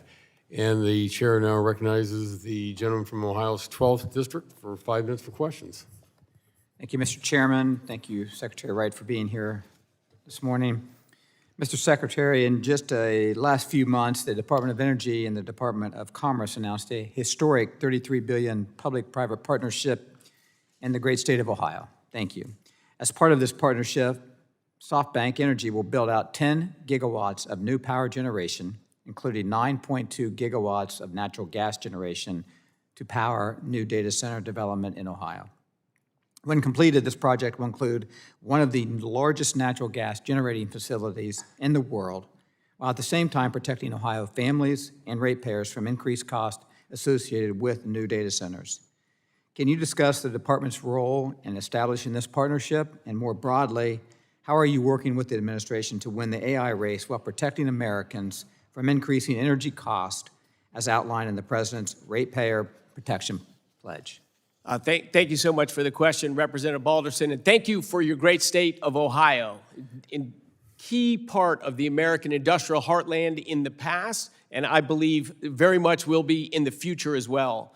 So artificial intelligence and reshoring of manufacturing are going to have huge new demand for electricity. Those plants, those facilities need to go places where you've got skilled workforce, a reasonable business environment, and energy resources, most importantly, the ability to grow and expand energy resources. We looked at the Department of Energy. We have over 1 million acres at our labs and facilities we otherwise manage that have land, and we reached out to developers of data centers and said, hey, if you bring capital and compute to help our Genesis mission advance AI, we want to work with you. And so we identified that facility in Portsmouth, Ohio, a former gaseous diffusion plant that was part of the United States weapons program, but it had been decommissioned and has been in the process, mostly through, of cleaning up and reclaiming that area. So just a great location, a brownfield, to develop large data centers and large new power generation. The main funding for the power generation part of it is coming from the trade deal President Trump negotiated with Japan. Japan wanted more favorable trade terms with the United States, and in exchange agreed to invest hundreds of billions of dollars into the United States in assets that are funded by the Japanese government, but are ultimately owned by the United States. These will be managed by a great utility that serves that local area in Ohio. So we want to get going as quickly as we can, raise the power production in that area, so we can build the data center, build other industrial facilities that'll be around it, and freeze electricity prices at a minimum, and hopefully start to decline the rates in that area. That'll spur all sorts of other businesses. Great. We had a wonderful event there, and the people that used to work at that facility were so excited that they and their children are going to, again, be able to work at great American industrial facilities in the heartland of our country. Couldn't agree with you more, Mr. Secretary. Thank you. In addition to the SoftBank project, Williams Companies is currently investing over $7 billion to develop a new natural gas-fired plants, including the Socrates project in my congressional district that I'm fortunate to represent, to help power data center facilities in Central Ohio. I believe gas production in Ohio, West Virginia, and Pennsylvania are well-positioned to support this new development and investment in co-located and behind-the-meter generation. Can you briefly discuss how the department views the Utica and Marcellus shale as an asset in supporting your goals of American energy dominance? Yes, again, fantastic. The shale revolution, as you know well, just transformed our country. It reset oil prices and natural gas prices massively lower. Oil prices in real terms were well over $200 20 years ago in peacetime. But shale revolution exploded American production of oil and natural gas. The greatest natural gas shale producing area in the region is in your great state, is in Pennsylvania, West Virginia, and Eastern Ohio. These resources are massive, and how much gas can be produced is limited by how much pipeline capacity there is, mostly to get it to the Gulf Coast, where it's loaded as LNG and shipped abroad, or pipelined around to demand centers across the country. But it's limited by pipeline capacity. So one of the beautiful ideas is a way to use more of that gas without having to build a very long-distance pipeline is to use it locally. Build data centers, build manufacturing right there in Ohio. Short connection lines can take abundant gas from the Utica Shale in eastern Ohio and build new factories, build new data centers, and Williams Company, who's a pipeline developer, says, hey, we can develop a short pipeline here and build massive infrastructure in the great state of Ohio. I'm sorry to interrupt. The gentleman's time has expired. Thank you, Mr. Secretary. And the chair now recognizes the gentlelady from Virginia's 4th District for 5 minutes for questions. Thank you, Chair Latta and Ranking Member Castor, for holding this very important hearing today. As the explosion in energy demand from an increasingly digital world and AI increases energy demand dramatically, faster than our energy infrastructure can keep up, meeting this demand affordably, reliably, and in a way that balances the health of our communities, planet, its ecosystems, while ensuring grid security remains critically important to our national prosperity and our national security. And frankly, I've been very disappointed by this administration's inability to advance a coherent energy strategy that sufficiently meets this moment.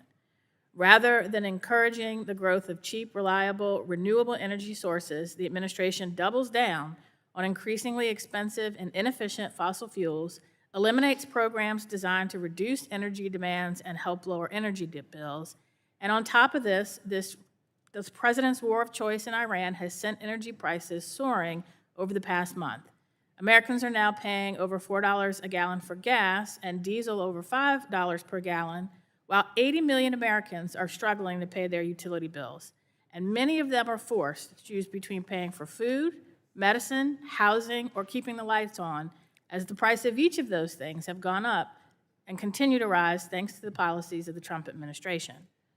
And it's this context, Mr. Secretary, that you're here to defend a budget that repeals $15.2 billion in support of a clean, reliable, renewable, and affordable energy system, plows almost $2 billion in funding to make costly upgrades to oil and natural gas plants, pipelines, and fuel storage infrastructure, to extend the life of expensive-to-maintain, soon-to-be-retired gas plants, and a budget that cuts the funding for offices focused on energy innovation and novel technology to meet our energy demands.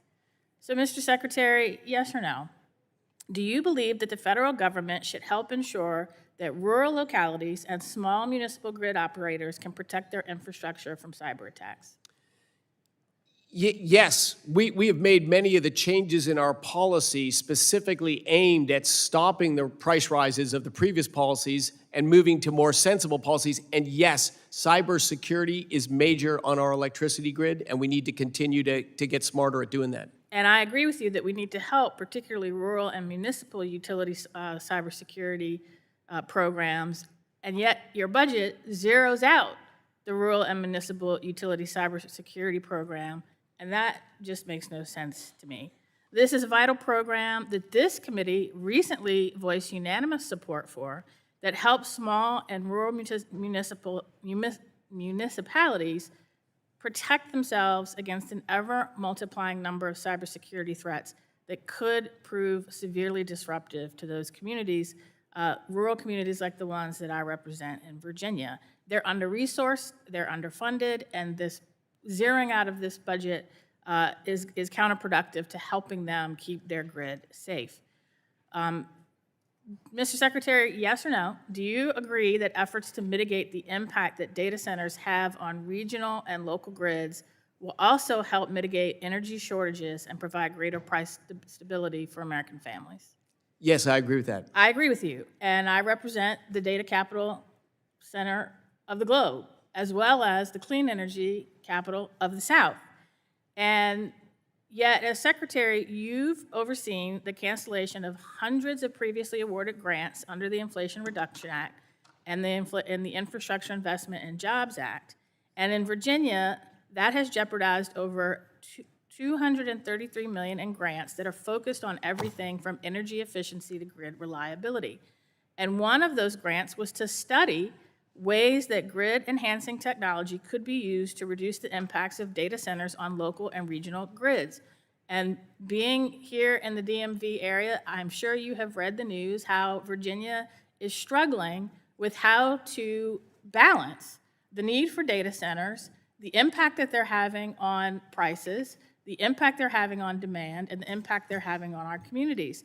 And yet, canceling this grant makes it difficult for the Commonwealth of Virginia to meet that challenge. And so these are just two of the cuts in this budget that caused me great concern. Based on everything we've heard today, there's a lot in that budget that causes great concern.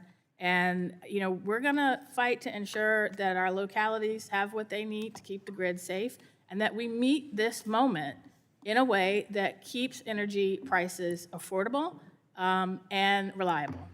I yield back. Thank you very much. Gentlelady's time has expired, and the gentlelady from Tennessee's 1st District is recognized for 5 minutes for questions. Thank you, Mr. Chairman, and thank you, Secretary Wright, for being here today. And I want to thank you for the department's leadership in building domestic uranium enrichment capacity through the NNSA's defense fuels programs in my district. And as part of that program, there's a site that's been elected to demonstrate DUCE centrifuge technology, which will ultimately support the production of highly enriched uranium for the Naval Reactors Program. It's NFS. And I know we spoke about this last year, but I wondered if you could share any updates on the program and how important that is to national security. Yeah, we don't enrich meaningful uranium in the United States for commercial use or for defense program use. That's been true for a few decades, and of course, it's just entirely unacceptable. You've been a champion of this for years. I've been here for a year and a half as your partner in this endeavor, that we need to reestablish enrichment of uranium for commercial purposes, for military purposes in the United States with American technology and American companies. I'm happy to see that going. Funds that were granted by Congress, I think over 3 years ago, sat unused through the last years of the Biden administration. We ran a competitive process to find the best way to deploy that in multiple different technologies, multiple companies, and targeted at multiple different outputs. But those awards have been given. We're negotiating final terms. We want to see shovels in the ground and construction growing as fast as possible. That's a big deal. It's a really big deal. And of course, that money goes as well to the right winners, the right companies, but they choose regions like yours that have a long history in nuclear technology and nuclear innovation, because the workforce is there, the regulatory regime is there, and the ability to stand it back. Tennessee was absolutely critical during World War II to the atomic, to our Manhattan Project. It brought the war to an earlier end than it otherwise would have. I think saved easily tens of thousands, likely hundreds of thousands of lives, and ushered in a relatively safer world by America being the strong, powerful leader of the world. And we must do that again in the United States. We must have a strong deterrent, and we must have those capacities right here in our country, and a lot of it's going to be right there in your state of Tennessee. Well, it is. We want that to be the next nuclear hub, is East and Northeast Tennessee. And honestly, let me go into the next question. Last month, the trade deal with Japan, with GE, Vernova, and Hitachi, when they announced plans to invest $40 billion in Tennessee and Alabama, building this SMRs, basically, that'll generate 3 gigawatts of power. How is the department going to ensure these SMRs are deployed quickly and affordably? So we are in close contact with the folks at GE, at Hitachi.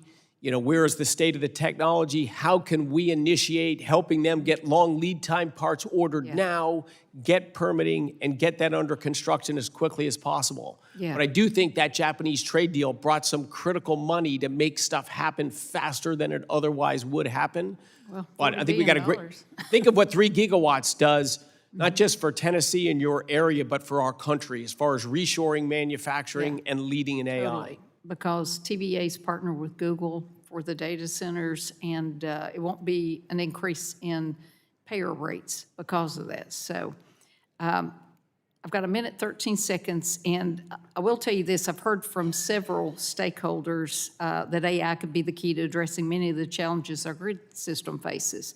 And the department's budgeted over $1 billion for AI and quantum. So can you speak to the potential for AI to help accelerate grid and transmission capacity? And in your view, what's holding that back? Critical for the grid. The grid, and we heard a comment on this earlier, that 3 Mile Island is being turned back on, and the local utility or the local grid authority said, well, 5 or 6 years from now, we'll be ready to connect it up. We cannot do that. When these grid studies, because the grid is complicated, take forever to do, AI is going to allow us to massively automate that process. We're just going to give it a model and send an agent there. It'll be able to do these grid studies in 1/100th of the time, and we need that. We need quick answers on how to optimize our grid and how to build new resources. I always worried about EMPs and things that, they had the EMP study, and I talked to a company today, so I'll probably have some follow-up questions for you about the modernization and the hardening of the electric grid with E1 and AFS protection devices. That's a worry too. Nobody talks about that. Well, unfortunately, the gentlelady's time's expired, and we'll have to get that. Thanks, Chairman, for reminding me. I'll yield back then. I thank the gentlelady for yielding back. The chair now recognizes the gentlelady from Colorado's 1st District for 5 minutes for questions. Thank you so much, Mr. Chairman. Mr. Secretary, it's been a year since you were here last speaking to the committee, and I wanted to discuss a little bit about some of what the administration has done with respect to our shared home state of Colorado. On October 1st, 2025, DOE released this statement announcing, quote, Energy Department announces termination of 223 projects saving over $7.5 billion, end quote. The Colorado Sun reported, quote, Trump administration slashes $550 million in Colorado clean energy grants. Conveniently, about 24 hours ago, before you were scheduled to testify, we received a list of grants set to be, quote, retained or modified, some of which appear to be in Colorado. So we called the Colorado Energy Office and we asked them if they knew about this, and they said they hadn't heard a thing. So I just want to ask you, is it true that some of those grants to Colorado that were cut have now been reinstated? I think that is true. Okay, can you provide me, you probably don't know off the top of your head, can you provide me within like a week or so a list of those projects so that I can share it with our home state? Yeah, my teammates are behind me, we'll do that. And yet again, out of 2,241 projects, I'm not. I understand, but I think they'd really like to know if and which grants have been reinstated. So are you aware that one of the affected grants was to be the Colorado Energy Office for Resilient and Efficient Codes implementation to adopt building codes that reduce pollution and which DOE itself projects would save Americans $182 billion on utility bills through 2040? That was one of the ones that was supposed to be cut.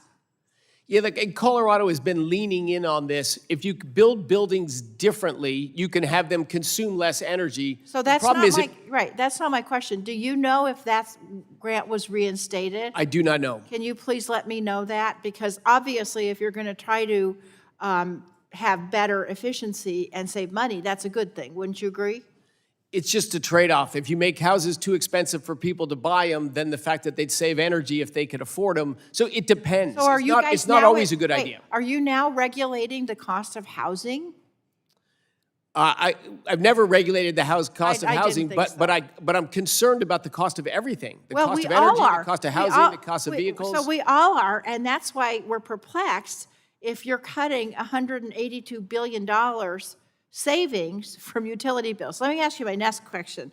DOE suspended over $25 million in weatherization assistance to the state, which helped low-income households reduce heating bills. So my question is, are those some of the grants that have been reinstated? I'll have to look into that. But those are things we've looked at carefully. There were crazy things in these low-income heating things. You had to do the social cost of carbon. There was politics and nonsense in those things. Well, we certainly don't want politics and nonsense, but Great. but however, that doesn't mean you throw the baby out with the bathwater and you just eliminate the grant, because wouldn't you agree low-income households need help with their heating bills, especially when heating is going up so much in cost? Lifelong passion of mine is energy affordability. Wait, yeah, that's an easy question. You can say yes or no. I'm saying yes. Great. I've been frustrated by Democrats' constant efforts to drive up prices. I want guess to what? make it more affordable for low-income people. Okay. Are we aligned? Well, we're aligned in theory. Let's see what the practice looks like. If the funding uncertainty wasn't bad enough, DOE also, and we actually talked about this last year, it actively meddled in the state's energy regulation. The Comanche plant in Craig was forced to remain operational despite plans beginning a decade ago to close at the start of this year. Are you aware that forcing that plant to stay operational for just 1 year is expected to cost $85 to $150 million? The cost of grid instability and blackouts No, in are that you- particular region would be much larger. Okay, did you know that the cost comes in addition to $200 million for a 145 megawatt solar project that now cannot come online due to the limited transmission from the coal plant? And the generally has 6 seconds left. Well, maybe he would answer it, or is he just stalling? Okay, I'll ask you my last question. Did you know the ratepayers are going to have to pay the increased cost? Keeping coal plants on in America have kept our grid stable and ultimately keep prices down. I can see why you don't want to have to answer that. I yield And back. the gentlelady's time has expired, and just all members know, you've probably heard the bells, we have 11 minutes left in this vote. The chair recognizes the gentleman from Oregon's 2nd District for 5 minutes for questions. Thank you, Mr. Chair. Thank you for being here. I've been working with your team on Bonneville Power Administration in the Northwest, and we need a new administrator. And we're extremely interested in finding someone who can assist in taking advantage of the enormous asset that the BPA is for the Northwest. I do not know how up to speed you are on this, but I'm guessing you're up to speed because you're from that part of the world. But can you share with us what your thoughts are when it comes to Bonneville Power? Yeah, Bonneville Power is a critical utility and power asset in the Northwest. It's a huge power marketer. It controls huge utility infrastructure, transmission infrastructure. It is very important. We need, as strong as possible, a leader of that organization as we can get. We have some requirements from government salary limitations that have made it harder to recruit people from existing utility executives in other areas, which is what I would like to do. But yes, we are focused on that. We need to find someone good who has the skills, who can manage that asset for the best interests of the people and businesses in that area. It's a very important job. I share your concern. Yes, well, so I'm happy to hear you're enthused about trying to actually pay the new administrator what that job requires to attract a pool. It would massively help us get a grade A leader. Right, and I have introduced a bill doing exactly that and giving you the authority to adjust the salary to meet the need for that space. So good news, it was introduced, just dropped 2 weeks ago. So we'll be pushing that bill through, I hope. Oh, thank you. Thank you. That would be huge. I'm going to shift for a moment from Bonneville Power to biomass. We have a terrific challenge in the West with fires, and we've had the inability to remove fuel from the woods because for many, many reasons. But part of the problem is the sheer scale of the problem. We have 30 million acres of trees just in Oregon. I think there's 35 million acres of trees in California and 32 in Washington State. So no one understands how much wood is there. It's an enormous challenge. It's also a challenge because of environmental issues and other things, but one of the newest things that's happening is the possibility of converting some of that biomass into fuel and into the type of thing we now are getting from corn, and hooray for that. The cost is significant, but it's being driven down as people get better at turning cellulose into a fuel. The reason this is so important is because we need some added value to the biomass that we're removing from the forests. In other words, if we can get the biomass out of the forest, we will drive down fire suppression costs. Yes. What I would be asking is the Department of Energy working with the Department of Ag to coordinate and say, look, we can get together on this. There are a bunch of hurdles we have to overcome, but I see this as a huge solution on both sides of the equation. More fuel in the form of, well, I think a lot of airlines are very, very interested in using this. What's your thought? So I need to look into that. I'm not aware of existing efforts right now, but I am very aware of that problem, as I've written in the past about wildfires in the West. When we stopped wildfires from the 20s, the Smokey the Bear campaign, we dramatically reduced fires in the West. It was a very successful program, and then we stopped the ability to thin and control the forest otherwise. So there's more than 30% more fuel per acre in Western fires today than there was 40 years ago, which make wildfires burn so much hotter and so much bigger. We have to either let fires burn or manage the forests, and today we do neither. And so using that undergrowth or some of that thing and turn it into fuel is a very intriguing idea. Let me check into it with our team and with the Ag Department. If there's a viable pathway to kill two birds with one stone, that'd be intriguing. I think there is. So I hope there is. And I wanted to thank you for your help. In my district, we have the Warm Springs Indian Reservation, and there was a power line going over it, and you helped us in preserving one of the grants that's going to help that power line be built, and that's going to inure into a modest benefit to that tribe that's in my district, so I appreciate that. And I appreciate the excellent job you're doing as Secretary. With that, I yield back. Thank you, Representative Benson. Well, thank you very much. The gentleman yields back. There's about 6 minutes left in this vote, and there's 6 votes in this series. As mentioned earlier, as soon as the last vote, number 6, is called, we'll be resuming 10 minutes after that vote is called. So we will recess until after this vote series, and thank you very much.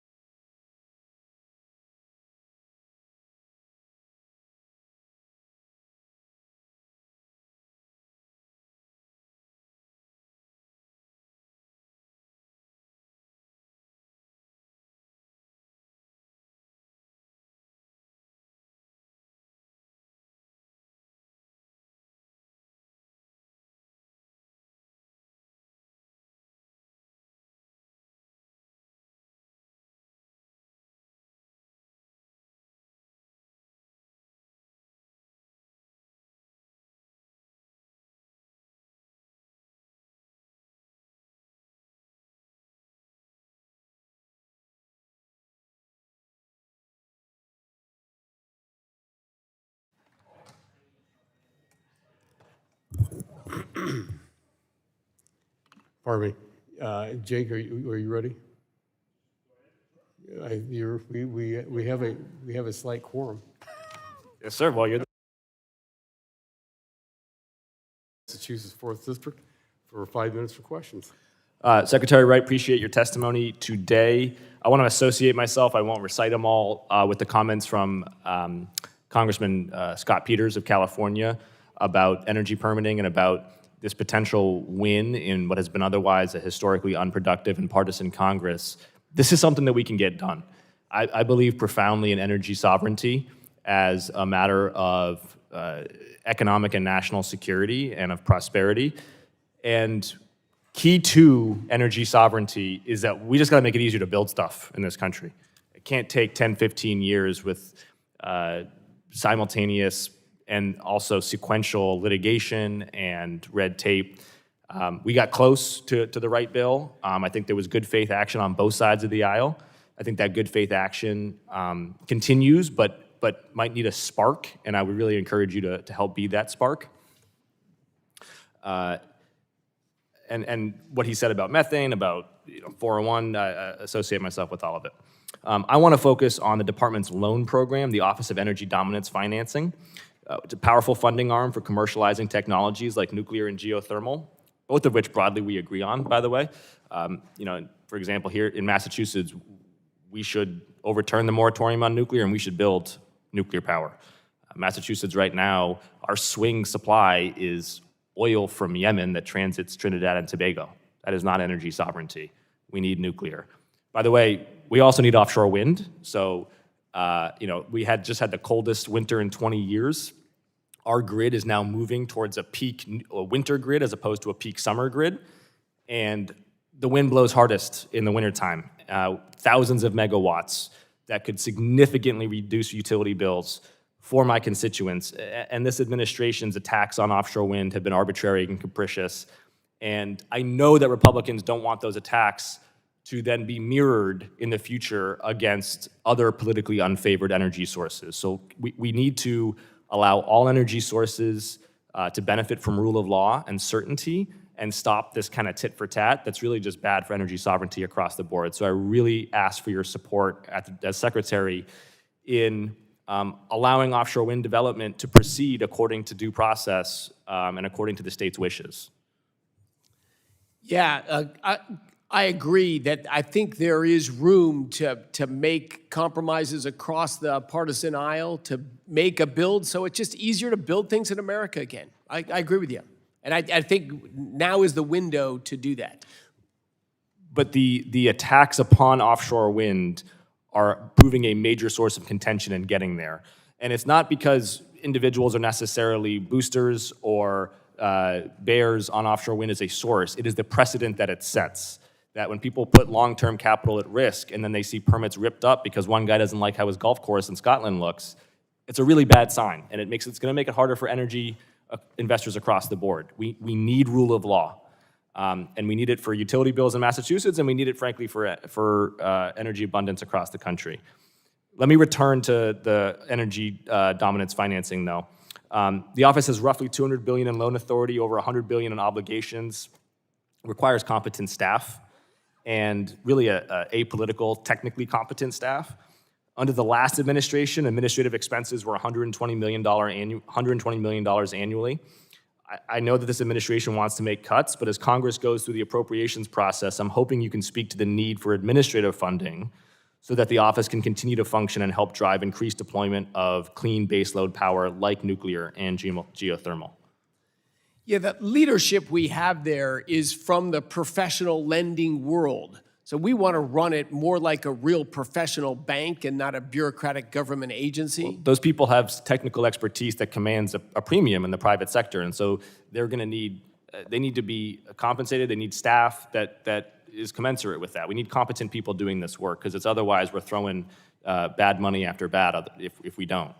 I absolutely agree. It needs to be administered competently, and I feel we have a very strong team there right now. I'm open for any dialogue about that. It is an important instrument. I agree with you. It is going to help launch nuclear. It's going to help launch next generation geothermal. Can you speak also, in my last 10 seconds, on the federal support restriction, whereby certain EDF programs cannot loan to projects that are expected to get any form of federal support? Obviously, if it's 100% federal support, it doesn't make sense, but any federal support? Yeah, I'm open certainly to a dialogue on that. I wasn't around at the time that those rules were created. Good. All right, I'll yield back. Well, thank you very much. Gentleman yields back, and the chair now recognizes the gentlelady from Iowa's 1st District for 5 minutes for questions. Thank you very much, Mr. Chair, and thank you, Secretary Wright. Secretary Wright, given something that my colleague on the other side of the aisle just said, I thought you might want to respond. He was talking about ripping up the rule of law. And would you consider canceling the Keystone Pipeline in 2021 as perhaps considered ripping up the law? Oh, 100%, 100%. Look, attacks on energy and attacks on building big things in America have dominantly come from the left. Desires to drive up the price of energy have been amazingly a political constituency. I don't say everyone's infected with it, but it has been rampant on the Democratic side of the aisle. And certainly it's to the United States' benefit to have homegrown domestic energy. President Trump has certainly made it a pillar that we would have American energy dominance and American homegrown energy. And coming from a state such as Iowa in the Midwest and an agricultural state, biofuels, to me, emphatically fits into the president's agenda of homegrown domestic energy. So I'd like to get your opinion of where you think biofuels fits into the mix of any of the above and how that helps us, especially in this current global energy demand that we have and a lack of supply or a reduction in supply given what's happening in the Middle East. Yeah, look, the United States is a huge producer of biofuels. We produce about 40% of all the planet's biofuels. And of course, your state, a huge leader in that. Our gasoline infrastructure today is basically based on having at least 10% of that liquid fuel content coming from ethanol. We don't have enough refining capacity to refine America's gasoline demand without ethanol. It's just part of the infrastructure now. And the question is, where does it go from here? Where are there areas for growth? Obviously, you need to have technology there. We need to have, cost competitiveness and all that. But yeah, as you just said, biofuels is a major part of American energy. It is. Yeah, and given where Brazil is with 3 growing seasons, the carbon negativity, and already producing sustainable aviation fuel, I have some concerns with the alternative fuel and feedstocks now housed under the Office of Critical Minerals and Energy Innovation, which is historically responsible for liquid biofuels and SAF-related work. The account was reduced by about 98% from $400 million to just $10 million. So given how exposed jet fuel markets are to geopolitical disruptions as we're seeing, can you help me understand how such a sharp reduction in liquid fuels innovation funding align with your vision and the president's vision of American energy dominance with homegrown American energy and energy security? I think this is just figuring out scarce allocation of resource. This is an opening proposal from the administration. We're certainly open to dialogues about where focuses might be changed, where some things might be increased, some things might be decreased. We certainly appreciate that. And then, Mr. Secretary, again, thank you so much for coming to Iowa to visit the Ames National Laboratory. I think when we visited there, we talked a lot about entrepreneurship. We talked about how you turn basic research into spin-offs and startups that reach high technology readiness levels and create new American companies. So I have a little concern over the ARPA-E funding, and I just wanted to get your take on ARPA-E's funding level, and then how you feel that the funding levels are going to improve the return on federal research investments that then support an entrepreneurial innovation ecosystem and new energy generation, perhaps. Look, I've spent my whole life in energy innovation, in investing and innovating in the energy space. So, of course, it's near and dear to my heart. I think the track record of ARPA-E has actually been quite good. A lot of great innovations have come out of that because we bring private capital in together. There's small grants to sort of seed new ideas. I just came back from San Diego last week addressing thousands of energy entrepreneurs and capital providers in the room. So I would say, I would look at the administration position as we requested the same funding we had last year. Last year, you plussed up the funding of that quite a bit, and I would say I very much welcome that. I think what we got into the program, like a lot of the programs, if you looked at what was done in the Biden administration, just an embarrassing number of things were funded in there that had nothing to do with affordable, reliable, secure energy or making lives better for Americans. So the program had a bad name, even though it had a good history. I think we've got it back on track and definitely want to work with you. I believe strongly in the program. I enjoyed listening to you at Sarah Week in Houston, and I yield back. Thank you. The gentlelady yields back, and the chair now recognizes the gentlelady from California's 7th District for 5 minutes for questions. Thank you very much, Mr. Chairman. Secretary Wright, since President Trump dragged our country into yet another endless war in the Middle East, the average cost of a gallon of gas in America has risen over 30%. Economy-wide inflation saw the biggest monthly increase since the COVID pandemic, and we haven't even begun to see many of the impacts. Fertilizer prices have risen nearly 50% because half of the global supply flows through the Strait of Hormuz. According to the Farm Bureau, 66% of farmers in the western U.S. are unable to afford fertilizer for their crops. It doesn't take a genius to figure out what's going to happen to food prices. Secretary Wright, last month you called rising costs due to the war, quote, a very small price to pay. When President Trump was asked about rising prices, he said, quote, I don't have any concern about it. If they rise, they rise. Yes or no, do you stand by those words? I serve in this administration to drive down the price of energy, and when we arrived, we had an energy emergency. We've made enormous progress, but we are attempting to fix a 47-year problem to energy supplies and global security. Reclaiming my time, you tried to downplay the long-term impacts of this war, but just this week, President Trump said the cost of gas remain high through at least November. Do you disagree with the president? I don't think myself or the president know what the future prices of energy are. The length of the conflict, during this conflict, we have elevated energy prices. It is a very unfortunate cost. I would say I'm proud. This is a massive conflict that's being resolved, and we're still $1 a gallon cheaper gasoline than the Biden administration had without a conflict. Well, it seems like the message is pretty clear, though. The president doesn't care about the cost of the war in any way. He cares every day we talk about the price of energy. The Secretary of Energy doesn't care about the cost of energy for everyday Americans. Now, you can tell a lot about someone's priorities by looking at how they spend money. The president's budget proposes to steal $15 billion from critical infrastructure projects to prop up old coal plants and subsidize new fossil fuel power plants. Secretary Wright, where exactly would the funding for these gas and coal plants come from? There's funding in previous allocations for work on coal plants. Coal, during the cold weather event we had here, was the second largest source of electricity in the eastern half of the United States. It's critical to the American electric grid. The closure of coal plants by the Biden administration, if we had allowed that to continue, hundreds of Americans would have died in the eastern U.S. in January. Well, you're planning to reallocate almost 30% of your budget, and you can't tell me exactly where the money is coming from. Congress authorized that funding for specific purposes. You can't just do whatever you want with it. What authority are you using to repurpose this funding? We have funding for coal. There's funding for carbon capture, which is a modernization of a coal plant. You have to have a working, viable coal plant to add carbon capture onto it.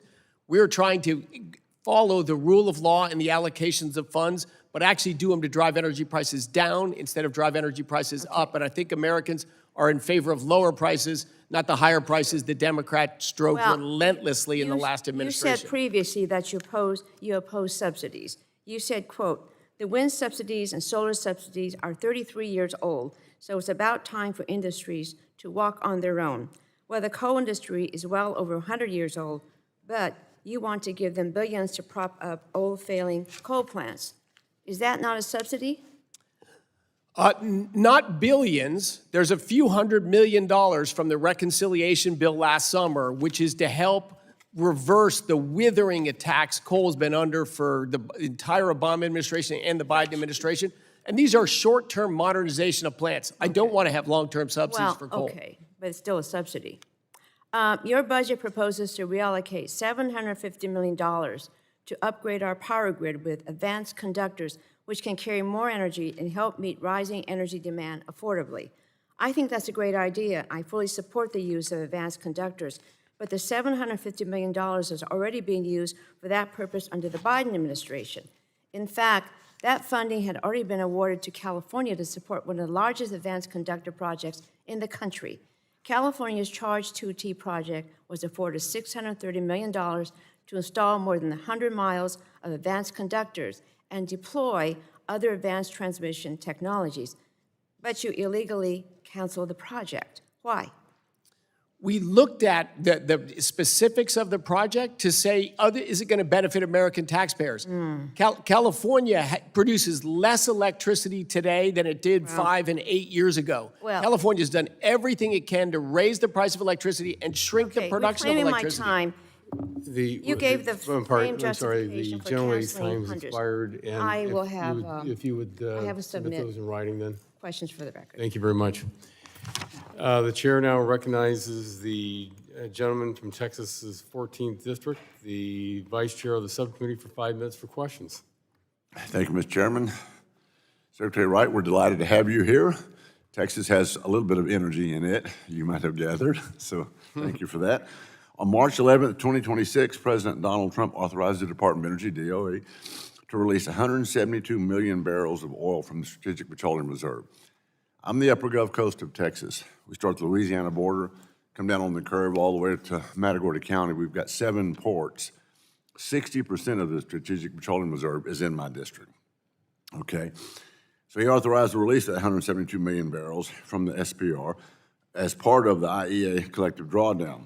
A portion of that drawdown has taken place in Bryan Mound, that's the name of the SPR, that portion in Brazoria County, which sits directly in my district. Now, can you tell us, Mr. Secretary, how much oil has been sold to date? I don't know if you have those figures or not. And can you confirm how much more we expect to sell? I think in our original round, we sold 42 million barrels, and we just had another one that sold like 26. So we've probably sold about 70 of the 172 million barrels that will be sold. Okay. And sorry, Congressman, if I can correct myself, we're not selling the barrels, we're trading the barrels. We're putting barrels into the marketplace now because the marketplaces need them, and all these deals are structured as swaps. So we get that oil back late next year. The first tranche, we get 1.2 barrels back for every 1 barrel we released. In our last deals, we got 1.25 barrels back for every 1 barrel we release. So at the end of next year, we'll have more oil in the SPR than when we started these releases. Well, Texas is going to help with that, trust me. Yes, you are. Additionally, because it is in the interest of the federal government to be good financial stewards of the SPR, and I don't mean to be picky, but can you tell us what authority the DOE has to authorize that oil to be replaced? Is it just for authority from the White House to conduct this? No, we are the managers of the strategic, it's like the Federal Energy Act. I'm sorry, I'm not a lawyer. I don't know the exact authority, but we are the managers of the SPR, Okay. and we are members of the International Energy Agency. We coordinated not just our release, but with 30 other countries. Right. Well, I'm glad to hear we're going to get the twofer, that you described, so that's good news. As you know, on March, well, let me do it this way. As you know, the traditional oil market is global, making price shocks unavoidable. However, we have seen a relatively stable stability in the U.S. natural gas market. Can you explain why the U.S. natural gas prices have largely been basically unaffected by the ongoing conflicts in the Middle East, complete with Iran, it used to be at that helm? You bet. And natural gas recently is now just passing oil as the largest energy source in the United States for consumption. Those two energy sources give 72% of U.S. energy, so they're the big two. Natural gas, we have just immense reserves in this country and immense production capacity.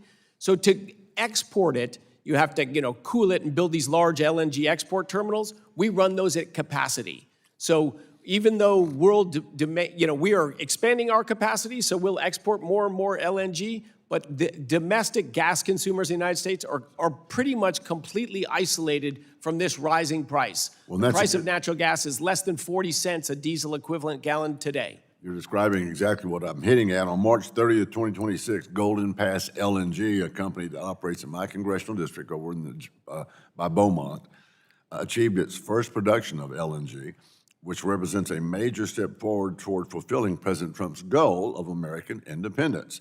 Companies like these provide thousands of direct jobs and billions of dollars back into our community.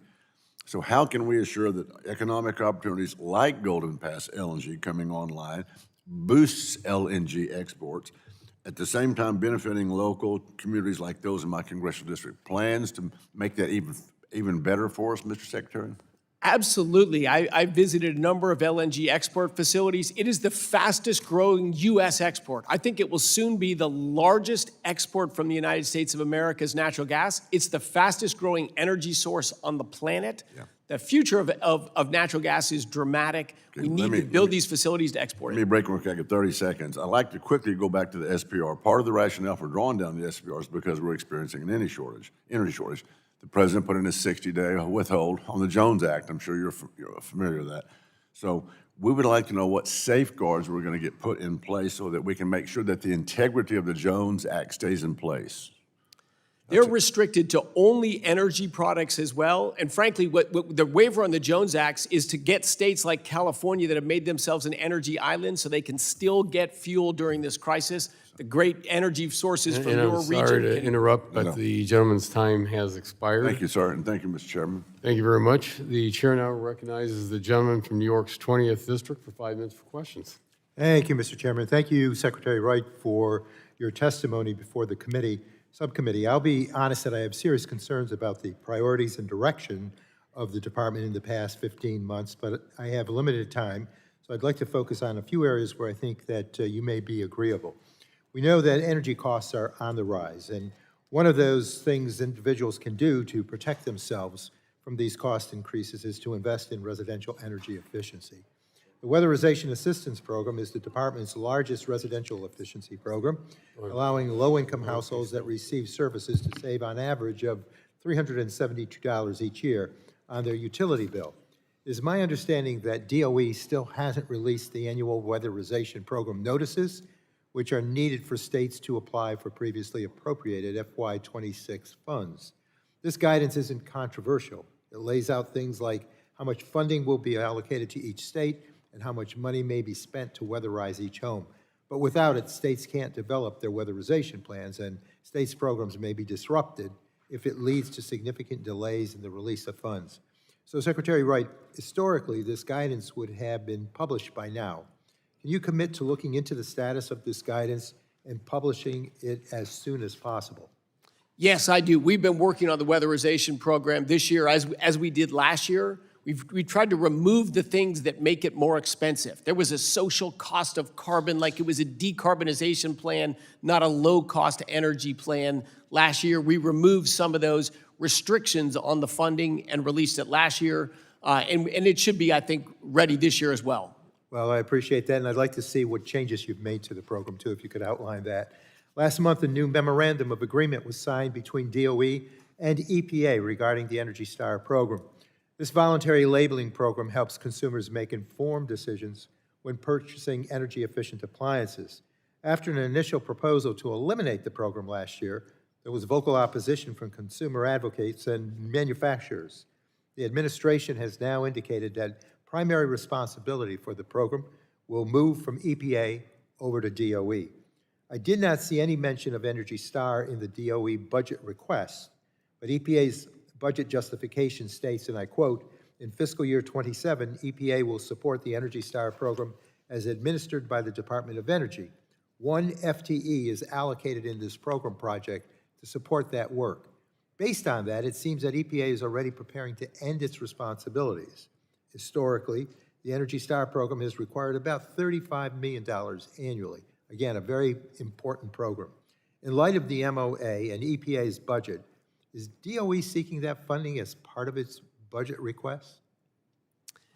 I'll have to get back to you on the details of that, but you started with saying a voluntary ratings on appliances. We're all for that. We're all for data, transparency. Right. I'm more concerned about the funding that is transferred to DOE. Can you point to me where 35 million or more perhaps is contained in the budget for DOE? Sir, I'll have to get back to you on that. I apologize. Okay, well, right now I don't see anything in there, so it would be good to know where it's included. In light of the MOA and EPA's budget, we need to move forward and make certain that that request maintains its integrity. While my personal preference would be to continue Energy Star at EPA, can you at least give us some assurances that DOE is already working to put the people and resources in place to seamlessly transition and manage the Energy Star program?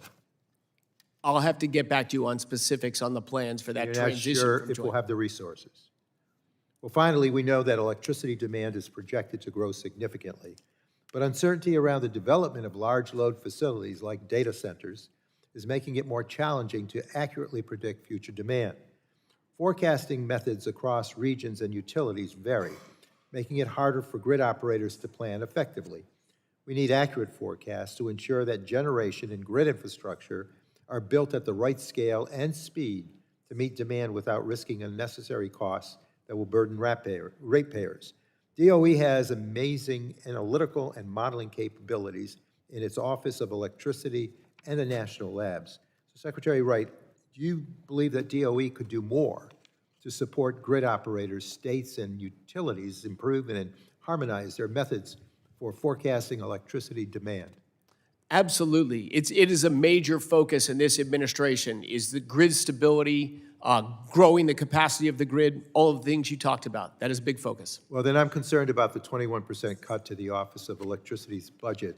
That might undermine that ability. But with that, Mr. Chair, I yield back. Thank you very much. The gentleman's time has expired and yields back. The chair now recognizes the gentleman from Colorado's 8th District for 5 minutes for questions. Thank you, Mr. Chairman, Ranking Member. Mr. Secretary, always good to see a fellow Coloradan. We'll just go through some quick stats here, and then I want to get your opinion on these. We know Colorado made less electricity in 2025 than 2024, 58,000 gigawatt hours compared to 56,000 gigawatt hours. We know that that's because, not my data, the Colorado Energy Office's data via a study that they commissioned says that Colorado's far-left energy policies are going to cost the state about $61 billion, and we know that's going to be passed on to ratepayers. And what's the result that we get out of all of that? Well, it's actually less reliable, more expensive electricity in the state of Colorado. You were out at our largest natural gas generating station in the state, in my district, just a few short weeks ago, where we talked about that reliability issue. We've had multiple public safety power shutoffs because the state and the regulatory burden in the state can't get out of the way of making safe, affordable, reliable base load generation, and instead want to pass $61 billion in costs on to ratepayers in Colorado.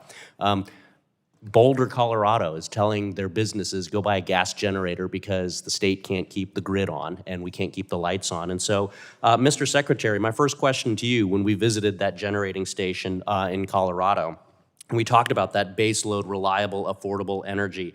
Talk about how important that is, not just to national security, but also to the economy in terms of being able to keep the lights on and make rates affordable for ratepayers. Yeah, look, the American electricity grid runs on natural gas, coal, nuclear, and in some places supplemented very nicely by hydro. That's how the lights stay on. That's how factories and things get built. But there has been a political and really anti-mathematical desire to put on intermittent, unreliable resources onto our grid, and everywhere their penetration gets high, the prices get more expensive, the grid gets less reliable, and the economics, and of course, as I discussed earlier, the subsidies that go into it undermine the economics of the reliable sources. So it is absolutely insane to see what the state of Colorado, the state of California, and under the Biden and Obama administrations, their desire to follow Western Europe and make electricity massively expensive and chase the industries out of our country and raise the prices on Americans. I still cannot believe these policies are still so passionately defended when we know the ruinous consequences of them. Thank you, Mr. Secretary. I got 3 more questions, so I'm going to go quick here. We know we have to use not just current technology, but invest in future technology. We've toured Exemer, which is looking at fusion energy, so nuclear but fusion, not fission. Can you talk about the DOE's goals to align investments explicitly for commercial scale fusion?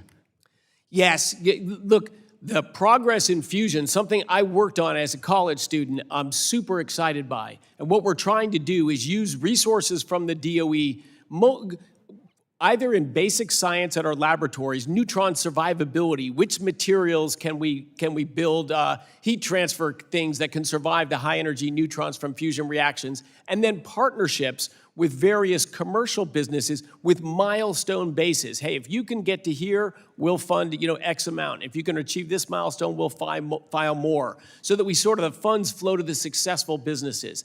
But Exemer, I think, has a tremendous technology and idea, and I'm excited to see fusion become a physical reality in the next few years. Glad to hear it. Talking about looking forward to the future, we know there's a lot of threats to our grid and to energy here in Colorado. We've got the National Lab of the Rockies, which houses the ETAC program, the Energy Threat Analysis Center. Can you just talk about what your department is doing to work with labs like the National Lab of the Rockies, that public-private partnership to protect our infrastructure? So ETAC is critical because there's this facility we built in the lab where we have people from commercial utilities based there so that we can look at the grid on a broader scale, observe threats, see what we learn from how they are, and deploy lab technology to find ways to keep the grid more secure and more rapid grid studies to get interconnections done faster. So it's bringing together science, technology, and commercial enterprises to drive the progress forward of the electricity grid. My last 10 seconds, you were talking about the Jones Act. Would love to hear your remaining thoughts on that. Yeah, I think it's a very necessary thing to help tamp down the price of energy during these interruptions of flows. In fact, if you look at the last 2 or 3 weeks under the Trump administration, the price of energy has basically been flat. The flows are still cut off. I think we'll be out of this in a few weeks, and I think that the navigation through it will be very successful. Sorry to interrupt, but the gentleman's time has expired, and the chair now recognizes the gentleman from Texas's 33rd District for 5 minutes for questions. Thank you, Mr. Chairman. Secretary, you're a very well-prepared man. I don't think that we have to worry about you quoting false scripture from Pulp Fiction today. I think that you'll have good answers for everybody. But I'm going to be direct. This budget does not lower cost for Americans. Gas prices have surged by more than $1 per gallon since January, and diesel is now over $5 per gallon. Electricity and residential natural gas are both up 13%, and that's happening against the backdrop of growing global instability. The administration's war with Iran has injected real volatility in the global oil and gas markets, and it's really driving a lot of uncertainty and putting upward pressure on prices. Now, if you want to understand what that means on the ground, you don't have to look any further than my home state of Texas and the Permian Basin. The Permian Basin, as you already know, is the backbone of American energy production. About 40% of the oil and gas production in the country, hundreds of thousands of jobs across Texas, and $10 billions in state and local revenue that funds schools, road, public safety, et cetera. But you cannot have energy dominance. And we talked about this before. You can't have energy dominance if you don't have an energy workforce. I think that is something that we would agree on. And right now, if you look, according to the Permian Strategic Partnership, the basin is facing a shortfall of about 175,000 jobs and workers that are going to be needed by 2040. And instead of addressing the talent gap, this administration's pursuit of mass deportations is actively hollowing out the oil field. You probably saw the video of the roofers in Midland that were being taken off the roof there by the fire department with ice. In the Permian Basin, immigrant workers, including undocumented, are not on the margins. They account for about 20% of the workforce and essential operations. And when you round up workers from the Permian Basin, you are actually removing production capacity. And when capacity goes down, that means projects get delayed, costs go up, outputs tighten, and prices follow. It's really not that complicated. And so I want to make this very real. There was a worker in West Texas Oilfield services guy, years of experience, part of a crew responsible for maintaining wells, and he was detained during a routine traffic stop. Within a week, his crew was shorthanded and missing deadlines, maintenance work was delayed, and his family and wife and 2 kids, U.S. citizens, lost their stable income. That is the reality behind the policy. And you are not policing the worst of the worst, quote, with rap sheets that are miles long. You're detaining hard workers, and we are telling these workers that they are essential when we need their labor to hit production targets, but expendable when it comes to their families. So Secretary Wright, which is it? Are these workers essential or are these workers expendable? You and I have shared a lifelong passion about the American labor force and jobs and opportunity for people in oil fields, in rural areas, in all different industries. That I employed thousands of workers whose were not born in this country and whose native language was Spanish. So immigration is critical to our country. The difference or the focus of our administration is legal immigration, not illegal immigration. Have you been given any directives to let oil and gas companies know that y'all are only targeting individuals that are the worst of the worst, as the president says, or have committed crimes? Have you sent directives out to oil and gas companies in the basin to let them know that? This is not my area of expertise. I'm about energy production and not about labor force and immigration. I understand your passion for the issue, but it's just not in my But you do portfolio. understand that there are people that are undocumented that are working out in the basin. You know that as someone that has been a CEO in upstream energy production. Yeah, I know that it exists. Okay. I would say it's a pretty small minority, though. You know, the vast majority of the workers that are from Mexico and Latin America that work in the Permian Basin and all across our country, the vast majority of them are legal. And there are some jobs that they do that are actually where they do a higher percentage of some of the harder and more dangerous jobs there. I want to ask you this in closing: as being a CEO of an oil and gas company, you probably had a Gulfstream or a Lear. You probably were doing pretty good. Do you care about all of the employees that help you live that lifestyle, whether they're undocumented or whether they were here, that were out there working their ass off, busting it out there in the Texas heat or wherever? Do you care about all of those workers? Absolutely. You go ask the people that worked with me, and I flew coach class my entire business career. No company pays for me to fly private. Okay. Thank you. Thank you, Mr. Chairman. Thank you very much. The gentleman's time has expired and yields back. The chair now recognizes the gentleman from Texas's 12th District for 5 minutes for questions. Thank you, Mr. Chairman. Mr. Secretary, thank you very much for being here.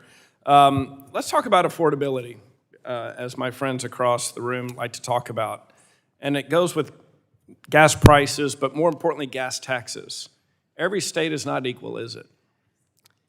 No, the differences are pretty dramatic. We've made maps on this, and they look like political maps. You want to know where gasoline's expensive, where electricity's expensive? Look in the blue states. Same energy resources in this country. They are political choices across this country in blue states to make electricity expensive and to make gasoline expensive. So yes, it's a little rich when I hear this preaching that we, the Trump administration, who came in here to drive down energy prices and have actually been enormously successful in that regard. One of the biggest challenges we have is pushing against the blue state policies that insist on impoverish their own people, insist on preventing resources from getting into their state. I'm glad they're converts now to energy affordability, and if we can have the Trump administration work together with politicians in blue states, wow, we can do great things. But this is a newfound conversion for me. And let's be more specific. The #1 state in the nation with the highest gas tax, California. I actually was watching a TV show the other day, and the reporter was aghast of how high the tax or gas prices were. And it made the impression that it was a nationwide average. So, I mean, when you have policies like that, specifically in the state of California, the #1 state with the highest gas tax, it makes a difference to those Californians who are trying to make it every single day. Oh, it does. And it's more than the gas tax. There's all sorts of regulations and overlays on the production of gasoline in California that drive it up. Yes, they have the biggest gas tax, but how do they achieve $2 higher than the national average? That takes more than just high taxes. but they add on and add on. In fact, they're adding on a new carbon tax, which is what's pushed out 2 of the refineries they have. Imagine what energy prices are going to have when you can't even refine enough. And you got to ask refiners in Vietnam, which they are, will you produce California blend gasoline? We have this weirdly expensive custom blend. We wanted to make it for us in Vietnam and then ship it across the ocean. And then we're going to call ourselves green as we sell our wildly expensive gasoline to our consumers and are proud of our highest adjusted poverty rate in the nation. We heard Congressman Evans talking about my state of Colorado. And what does my home state of Colorado want to do? Full of abundant energy resources, everything they can to drive up the price of electricity, gasoline, and energy of all sorts. These are political choices, expensive energy. It's a choice, and therefore affordability, and the consumer at the end of the day is going to pay higher prices for all that when you have those policies in those states. Reduce life opportunities, reduce health opportunities, reduce job opportunities. And you touched upon natural gas earlier, of course, being from Texas, incredible producer of natural gas. Talk about if we were able to expand that and put that in pipelines across the United States. And when the Keystone Pipeline's approved and then you don't build it, the effect of that on many of our colleagues, constituents up in the Northeast. Pipelines are a major part of energy affordability, a major part of where factories are going to be located, where data centers are going to be located. You're so right. I was in New York 2 days ago. We have not built a pipeline that crosses state boundaries in this country for something like 8 years. That's outrageous. And there was a belief that with the power Democrats have, we may never build another interstate pipeline. I came into this administration saying we must fix that. And why must we fix it? Because New England, 6 states and New York State have ridiculously high energy prices, and they're next to an amazingly abundant low-cost supply of gas in Pennsylvania, but they've somehow put up their hands that they don't want a pipeline to bring them more of it. It's their largest source of electricity. It's their largest source of industrial fuel, and they want to pretend they don't like it and stand in the way of it. We could dramatically lower prices and create jobs. It's also leading the people of America to think that pipelines already don't exist across our country, when they actually do, all over. Millions of miles of pipelines. It's why America has the great industrial past we've had, the energy massively more affordable than European nations and so many nations around the world. But yet I've got 15 seconds. I want to follow up on Congressman Pfluger's real quick. SMRs, do we have any timeline of when you think the first SMR in America may come online? Well, we will have reactors critical, SMRs running by July 4 of this year. They won't be plugged into the electricity grid selling electrons. That's probably still 3 years away. I hope we get electrons on the grid during the Trump administration, but that's an aggressive goal. Thank you, sir. Thank you very much. The gentleman yields back. The chair now recognizes the gentlelady from Washington's 8th District for 5 minutes for questions. Thank you, Mr. Chairman. Thank you, Mr. Secretary, for being here today.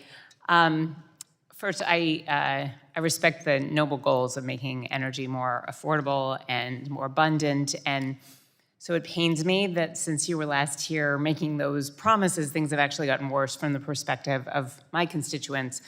You've heard from nearly everybody in this room about how families are struggling to pay their bills, and much of that is because the price of utilities and gas are way up, especially in the last 6 weeks or so.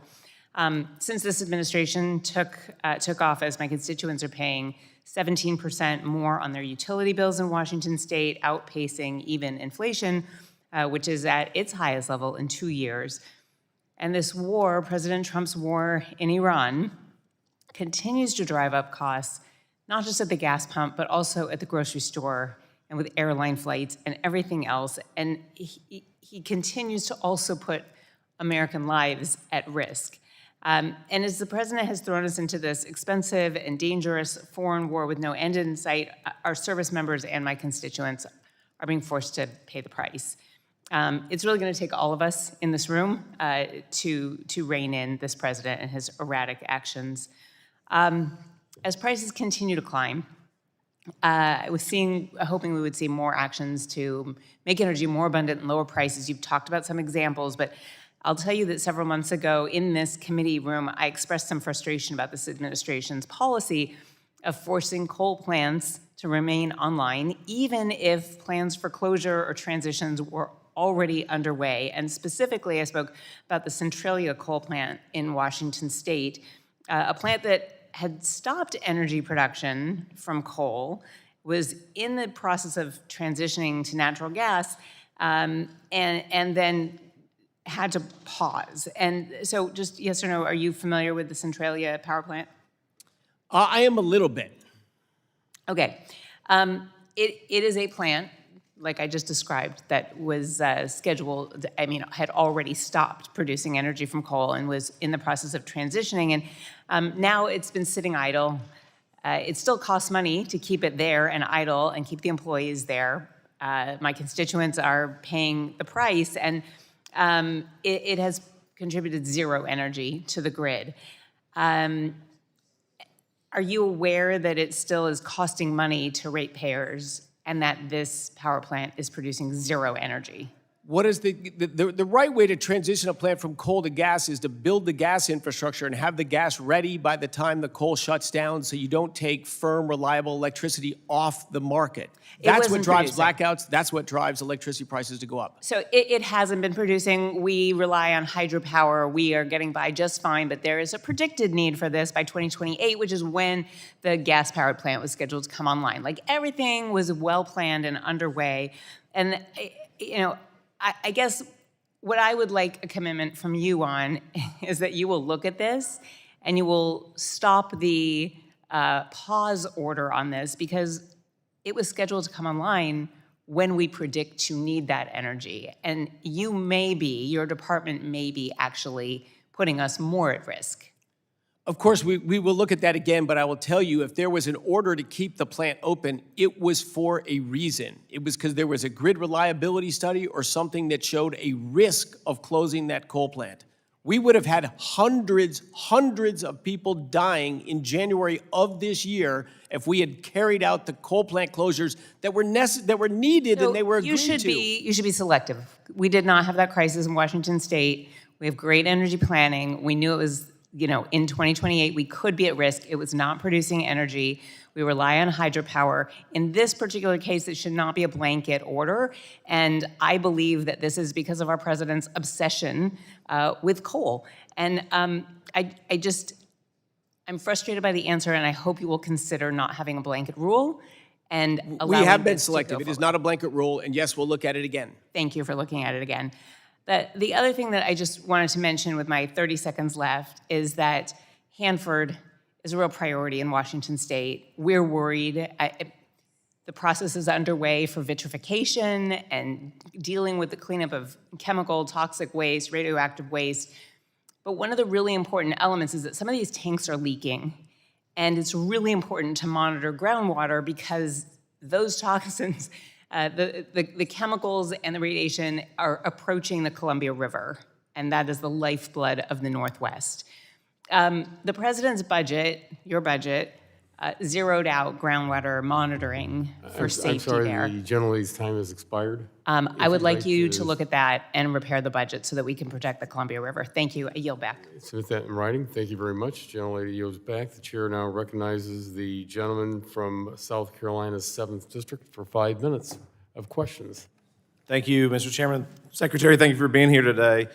South Carolina is a proud nuclear energy leader, and there's a strong interest in expanding nuclear power at existing sites, such as the V.C. Summer plant, which was at one point a bad word, a 4-letter word in South Carolina, is now kind of undergoing a renaissance. They do that to support reliable baseload power in our state's growing economy. However, affordability obviously remains critical. NRC licensing reforms under the ADVANCE Act are important, yet cost, supply chain issues, financing, and grid integration remain major barriers. As I know you're fully aware, the nuclear renaissance is here, and certainly South Carolina is a leader in that effort. I understand that the DOE is planning to develop with a state or several states nuclear life cycle innovation campuses. This is a promising initiative to help secure our nuclear fuel supply and address our future disposition needs. There is a final disposition piece associated with the request for information, though. The Nuclear Waste Policy Act, as amended, clearly states that only Yucca Mountain can be considered for a final long-term repository for high-level waste and spent fuel. Will the DOE engage the Energy and Commerce Committee or Congress generally on statutory changes to expand that? Or tell me about the parameters here on what the Department of Energy was thinking on that request for information. Yeah, I think it's likely there'll be a necessary engagement on the statutory laws regarding long-term waste disposal. What we're developing is a solution that'll ameliorate or remove the need for Yucca Mountain, and I think there will be a comeback to say, hey, this is the right way to deal with the problem, and if there's necessary changes in the laws, we'll come to work with you to achieve those. Okay, so you envision a scenario where it would expand beyond Yucca? Absolutely. I don't think the long-term waste depository in this country is going to be Yucca Mountain. That government decided to place it there and impose it on people, and they rebelled against it. As you know and laid out, we went out to said who's interested in hosting these nuclear life cycle innovation campuses. 28 states came back and said, pick us, we're the place, we'll do it. And it's great. We're going to have a strong competition for that, and we will have multiple, I think, locations where we've got strong public support, huge economic benefits for fuel fabrication, fuel enrichment, fuel reprocessing, and long-term storage of spent fuel rods. Thank you for that. Customers of our nation's nuclear utilities, including many of the citizens in our state, half of them actually, have paid tens of billions of dollars to the Nuclear Waste Fund to pay for the disposal of nuclear fuel. And the balance of that fund is about $50 billion. Can you assure my fellow South Carolinians and really the country that the NWF dollars will be used for disposal-related activities strictly as they were intended? Yeah, absolutely. That is the intention. You know, this is a growing problem in a state like South Carolina that has so many nuclear resources. Federal government was supposed to have had a repository in the previous century. We need to get on that. We need to deliver that. We need to use the funds that were allocated for that to get the mission done. Thank you, Secretary. Building off the ADVANCE Act, though, the NRC is moving to expedite licensing on existing sites, which is welcome. It's great news for predictable regulations. Licensing should not be a huge, major barrier to deployment of safe designs, but supply chain timing and cost can also be the barrier. Can you talk about the efforts of the Loan Office to help reduce those supply chain costs for long lead nuclear components? Is there a large role for the Department of Energy here? And additionally, how will DOE safety authorizations work to assist NRC commercial licensing? Yes, yeah, we work very cooperatively with the NRC. In fact, on this advanced reactor test program, these small reactors we're going to have critical this year, we have a number of NRC employees detailed over to DOE working side by side with us. We have authorizations for safe operation of these plants, but not for long-term commercial operation to sell electricity. That's the business of the NRC, but we're working together to get test reactors going so the DOE and them can see them. We're working to get enrichment stood up in this country, fuel fabrication up in this country. As you rightfully mentioned, the supply chain is just atrophied because we haven't built any nuclear plants in a long time in this country, with the exception of Vogtle 3 and 4. And we need to get that industry stood back up on. And the DOE is playing a very active role, both with financial grants, with regulatory reforms, with loans, everything we can to get nuclear moving again. And I think you're right, Mr. Chairman. I know my time's expired, but there's a very excited ecosystem out there of people who are ready to see nuclear again in this country. And with that, Mr. Chairman, I yield back. The gentleman's time has expired, and the chair now recognizes the gentlelady from Texas's 7th District for 5 minutes for questions. Well, thank you, Chairman Latta, and thanks to you and Ranking Member Castor for this hearing. Secretary Wright, I am glad to have the opportunity to ask you questions again today and appreciate you being here to answer them and accommodating the kind of crazy schedule we have. I'm really glad to get these questions in before the votes start again. And we've covered a lot of ground here today. I can't and won't have time to revisit all of it, but there are a few things that I have heard today in this hearing that I want to touch on briefly. And early on in the hearing, Secretary Wright, you testified that the administration is releasing from the Strategic Petroleum Reserve in response to high prices, and contrasted it with the releases from the SPR during the Biden administration.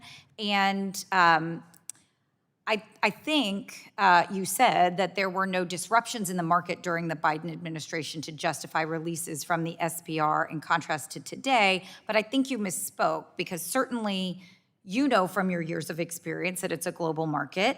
And in 2022, there were disruptions after Russia invaded Ukraine that set off a series of supply disruptions in Europe and beyond that affected global prices.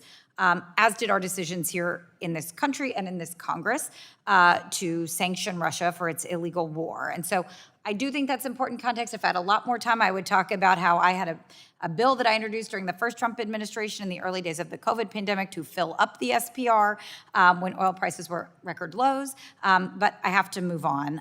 We did not do that then, and I do wish we had.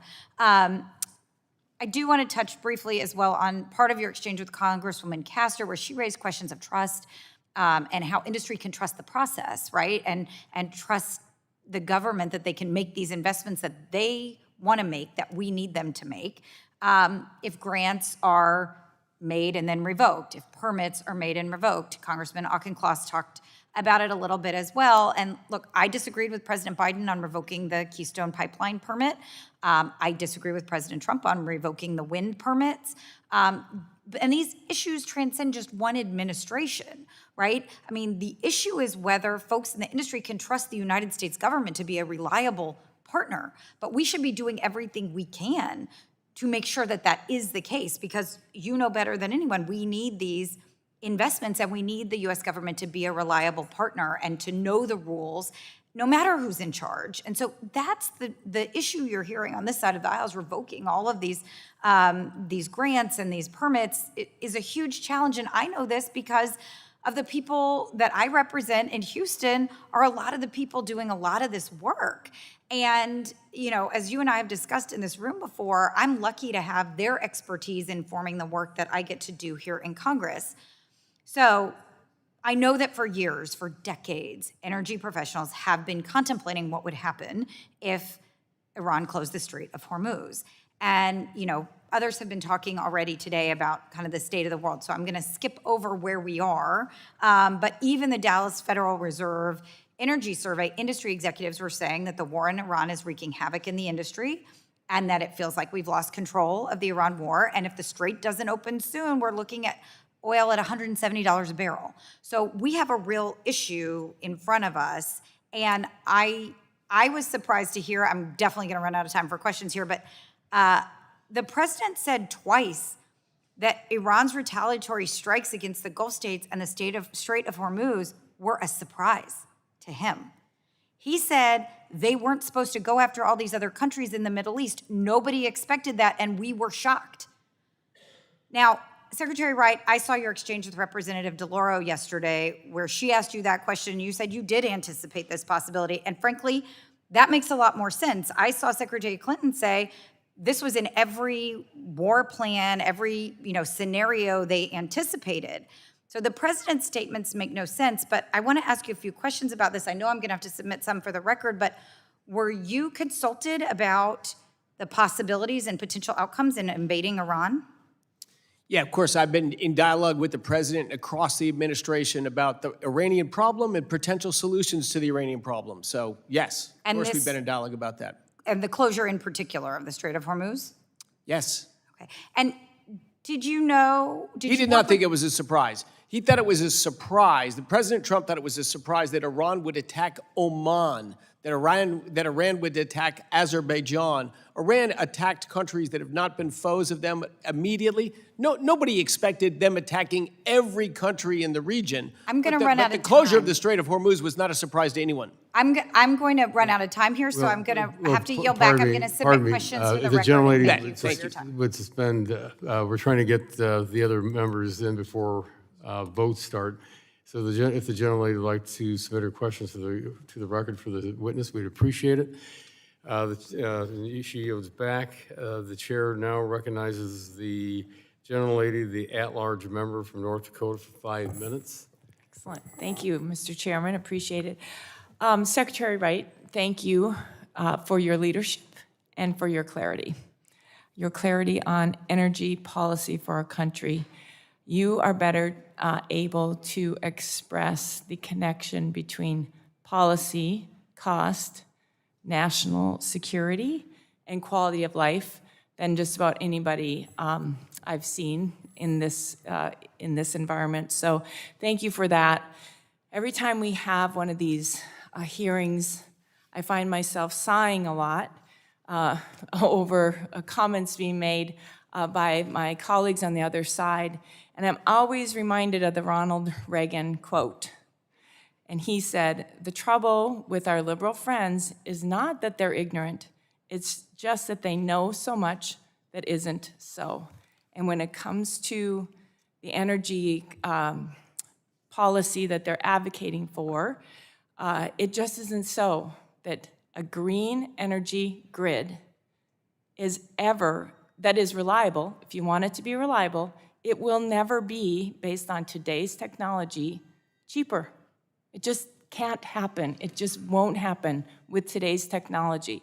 And so it's very frustrating to hear claims that the costs that are going up are the result of our policies when we just absolutely know that it's the cost of the policies that have been pursued very aggressively by the left for the last 10 years that have resulted in, that basically dismantled our power grid and are resulting in this significant price spikes across the country. So it's absolutely dishonest, and I really appreciate your consistency in pushing back on that. The solutions are pretty clear, though, and you guys are pursuing them. We need to stop retiring resources that are already on the grid. When we had Jim Robb here from NERC just a couple weeks ago, he said, still, we're facing a reliability risk. We don't have enough power to meet demand as it is today, so we shouldn't be stopping to retire. You guys are doing that with your efforts. Thank you for that. I'm trying to back you up with some legislation that would do just as you had said in your conversation with the gentlelady from Washington.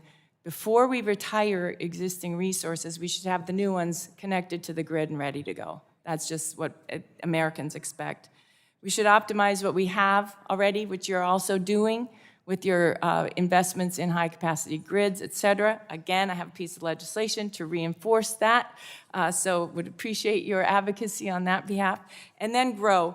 I just want you to talk a little bit about your efforts to help grow our energy production, especially as it relates to enhanced oil recovery. In the Bakken, which you've been to North Dakota, thank you. We have a declining curve of production. We need some new technology. We're investing in carbon capture and enhanced oil recovery. I would like to hear your thoughts on that and what kind of promise it has for places like the Bakken and other of our oil and gas resources in the country.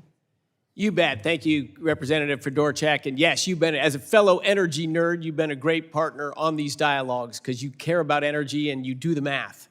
And so that's been a great partnership. Thank you.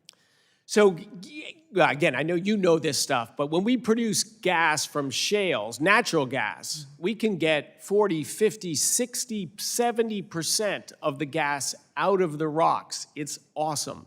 When we produce oil, a much more viscous substance through these very low permeability rocks, we under primary production, normal production, we only get about 10% out. 90% is still in the rocks. You and I know we're not gonna leave 90% of that oil still in the rocks. I started my career in California working in oil fields at the time that were from the 1910s and 1920s. Oh, they'll be done in 20 years. No, technology evolves and production continues to move along. And the same thing needs to happen and will happen in shale. How do we get the other 90% of the oil out? There's lots of different ideas. We're gonna test them. North Dakota and the Bakken Shale will be one of those key test areas. We're gonna inject ethane gas. We're gonna inject propane gas. We're gonna inject CO2. We're gonna find what's this right formula that's gonna let us get another 5 or 10%, doubling the recovery of oil from the Bakken. Will it be injected in the same well as you produce or inject in offset wells? How will we, this is research and technology, but this is what America does. This is what North Dakotans do. And pardon me, the gentlelady's time has expired. Let members know we're with 10 minutes and 38 seconds left in the vote, and the chair recognizes the gentleman from Ohio's 6th District, for 5 minutes. No, he came in at 1:30. Okay, I'm sorry. I'm sorry, the chair recognizes the gentleman from Michigan's 10th District for 5 minutes for question. Ohio, that's blasphemous, Mr. Chairman. Blasphemous. Thank you, Mr. Chairman, for holding this very important meeting here today, and thank you, Mr. Secretary, for being here. What we saw during Winter Storm Fern should be a wake-up call for Michigan, because when the grid was under maximum stress, the truth became very clear. Reliability is not theoretical. It's tested in moments like these. Look at New England. At the peak of the storm, they were relying on wind and solar. They were burning fuel. They weren't relying on wind and solar. They were burning fuel oil for 35% of their power, natural gas for 32%, and even garbage and wood to keep the lights on. Wind just produced 2%. Solar, effectively zero. Now think about that. Even if you doubled wind capacity, you're talking about 4%. If you doubled solar, you're still at 0% when the sun isn't shining during winter storm. These are not reliable sources when you need them the most. And let's be honest about the environmental reality. Burning archaic fuel oil, wood, and garbage for power is far worse for the environment than modern natural gas or nuclear energy. That's not the example that we want to follow in Michigan, but that's exactly the path that Lansing's net zero mandates are pushing us toward. They are forcing reliable thermal generation off the grid while flooding the interconnection queue with intermittent wind and solar that clearly don't perform during peak demand. At the same time, we're seeing those efforts to shut down critical pipeline infrastructure like Line 5, which would weaken energy supply and push Michigan closer to the same constraints that New England faces today, where limited pipeline capacity forces greater reliance on fuel, wood, and refuse during emergencies. So we're replacing dependable power with conditional power and secure infrastructure with uncertainty. That's insane. That's how you create a reliability crisis. NERC has already called this a 5-alarm fire, and Michigan is directly in the impact zone. We should be learning from what happened in New England, not repeating it, because the next storm is going to hit, and it's not going to be about ideology.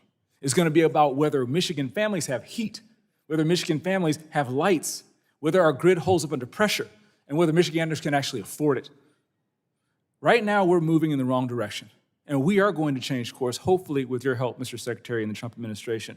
So really quickly, during Winter Storm Fern, we saw exactly which resources showed up when Americans needed that power the most. You've spoken about the importance of reliability during that storm. So my question is this: how do aggressive state net zero mandates, which are accelerating the retirement of dispatchable generation, align with your responsibility to ensure grid reliability, especially in regions like MISO that are already facing elevated risk? So they're directly contrary to that objective. Directly contrary to that. Thank you for your fantastic exposition of how energy actually works. And they're justified in the name of climate change or net zero. They're almost completely irrelevant in that world as well. Almost completely. California's gone way down this road, and what does it mean? It just means industry left California. The emissions just left California with the businesses and the jobs, and electricity overall in the country is about 20% of energy. In California, it's less than 15%. So they reduced the carbon intensity of something they strangled. And it's still biggest source of electricity is natural gas in California, hydro, and imported power from other states. So thank you for your passionate championing of just, let's do the math. Energy is about humans. Energy is about humans, and we are about common sense. Something else that's about common sense, if you can expound on this really quickly. Your financing arm spent billions of dollars prioritizing intermittent energy projects like wind and solar in your predecessors' years. Now, as we move forward toward energy dominance under your leadership in the President's agenda, can you discuss the priorities of the department's financing programs to shift to firm support of dispatchable technologies and domestic critical mineral supply chain? Yes, yeah, we want to support things that will lower costs and increase job opportunities. It's pretty common sense. So we're supporting the restart of 2 nuclear power plants, uprates on hydro plants.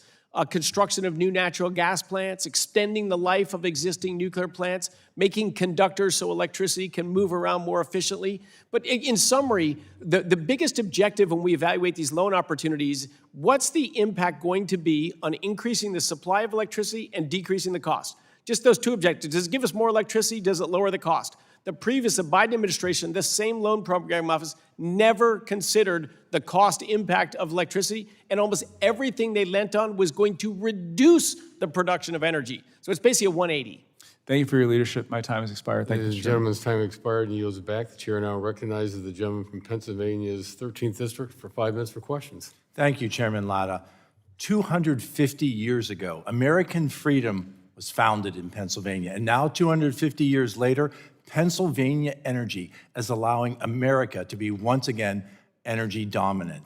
I want to applaud you, Secretary Wright, for the work that you're doing at the Department of Energy, because under your leadership, Winter Storm Fern, earlier this year, the use of emergency 202C orders during this extreme weather event allowed our electrical grid to withstand significant spikes in demand.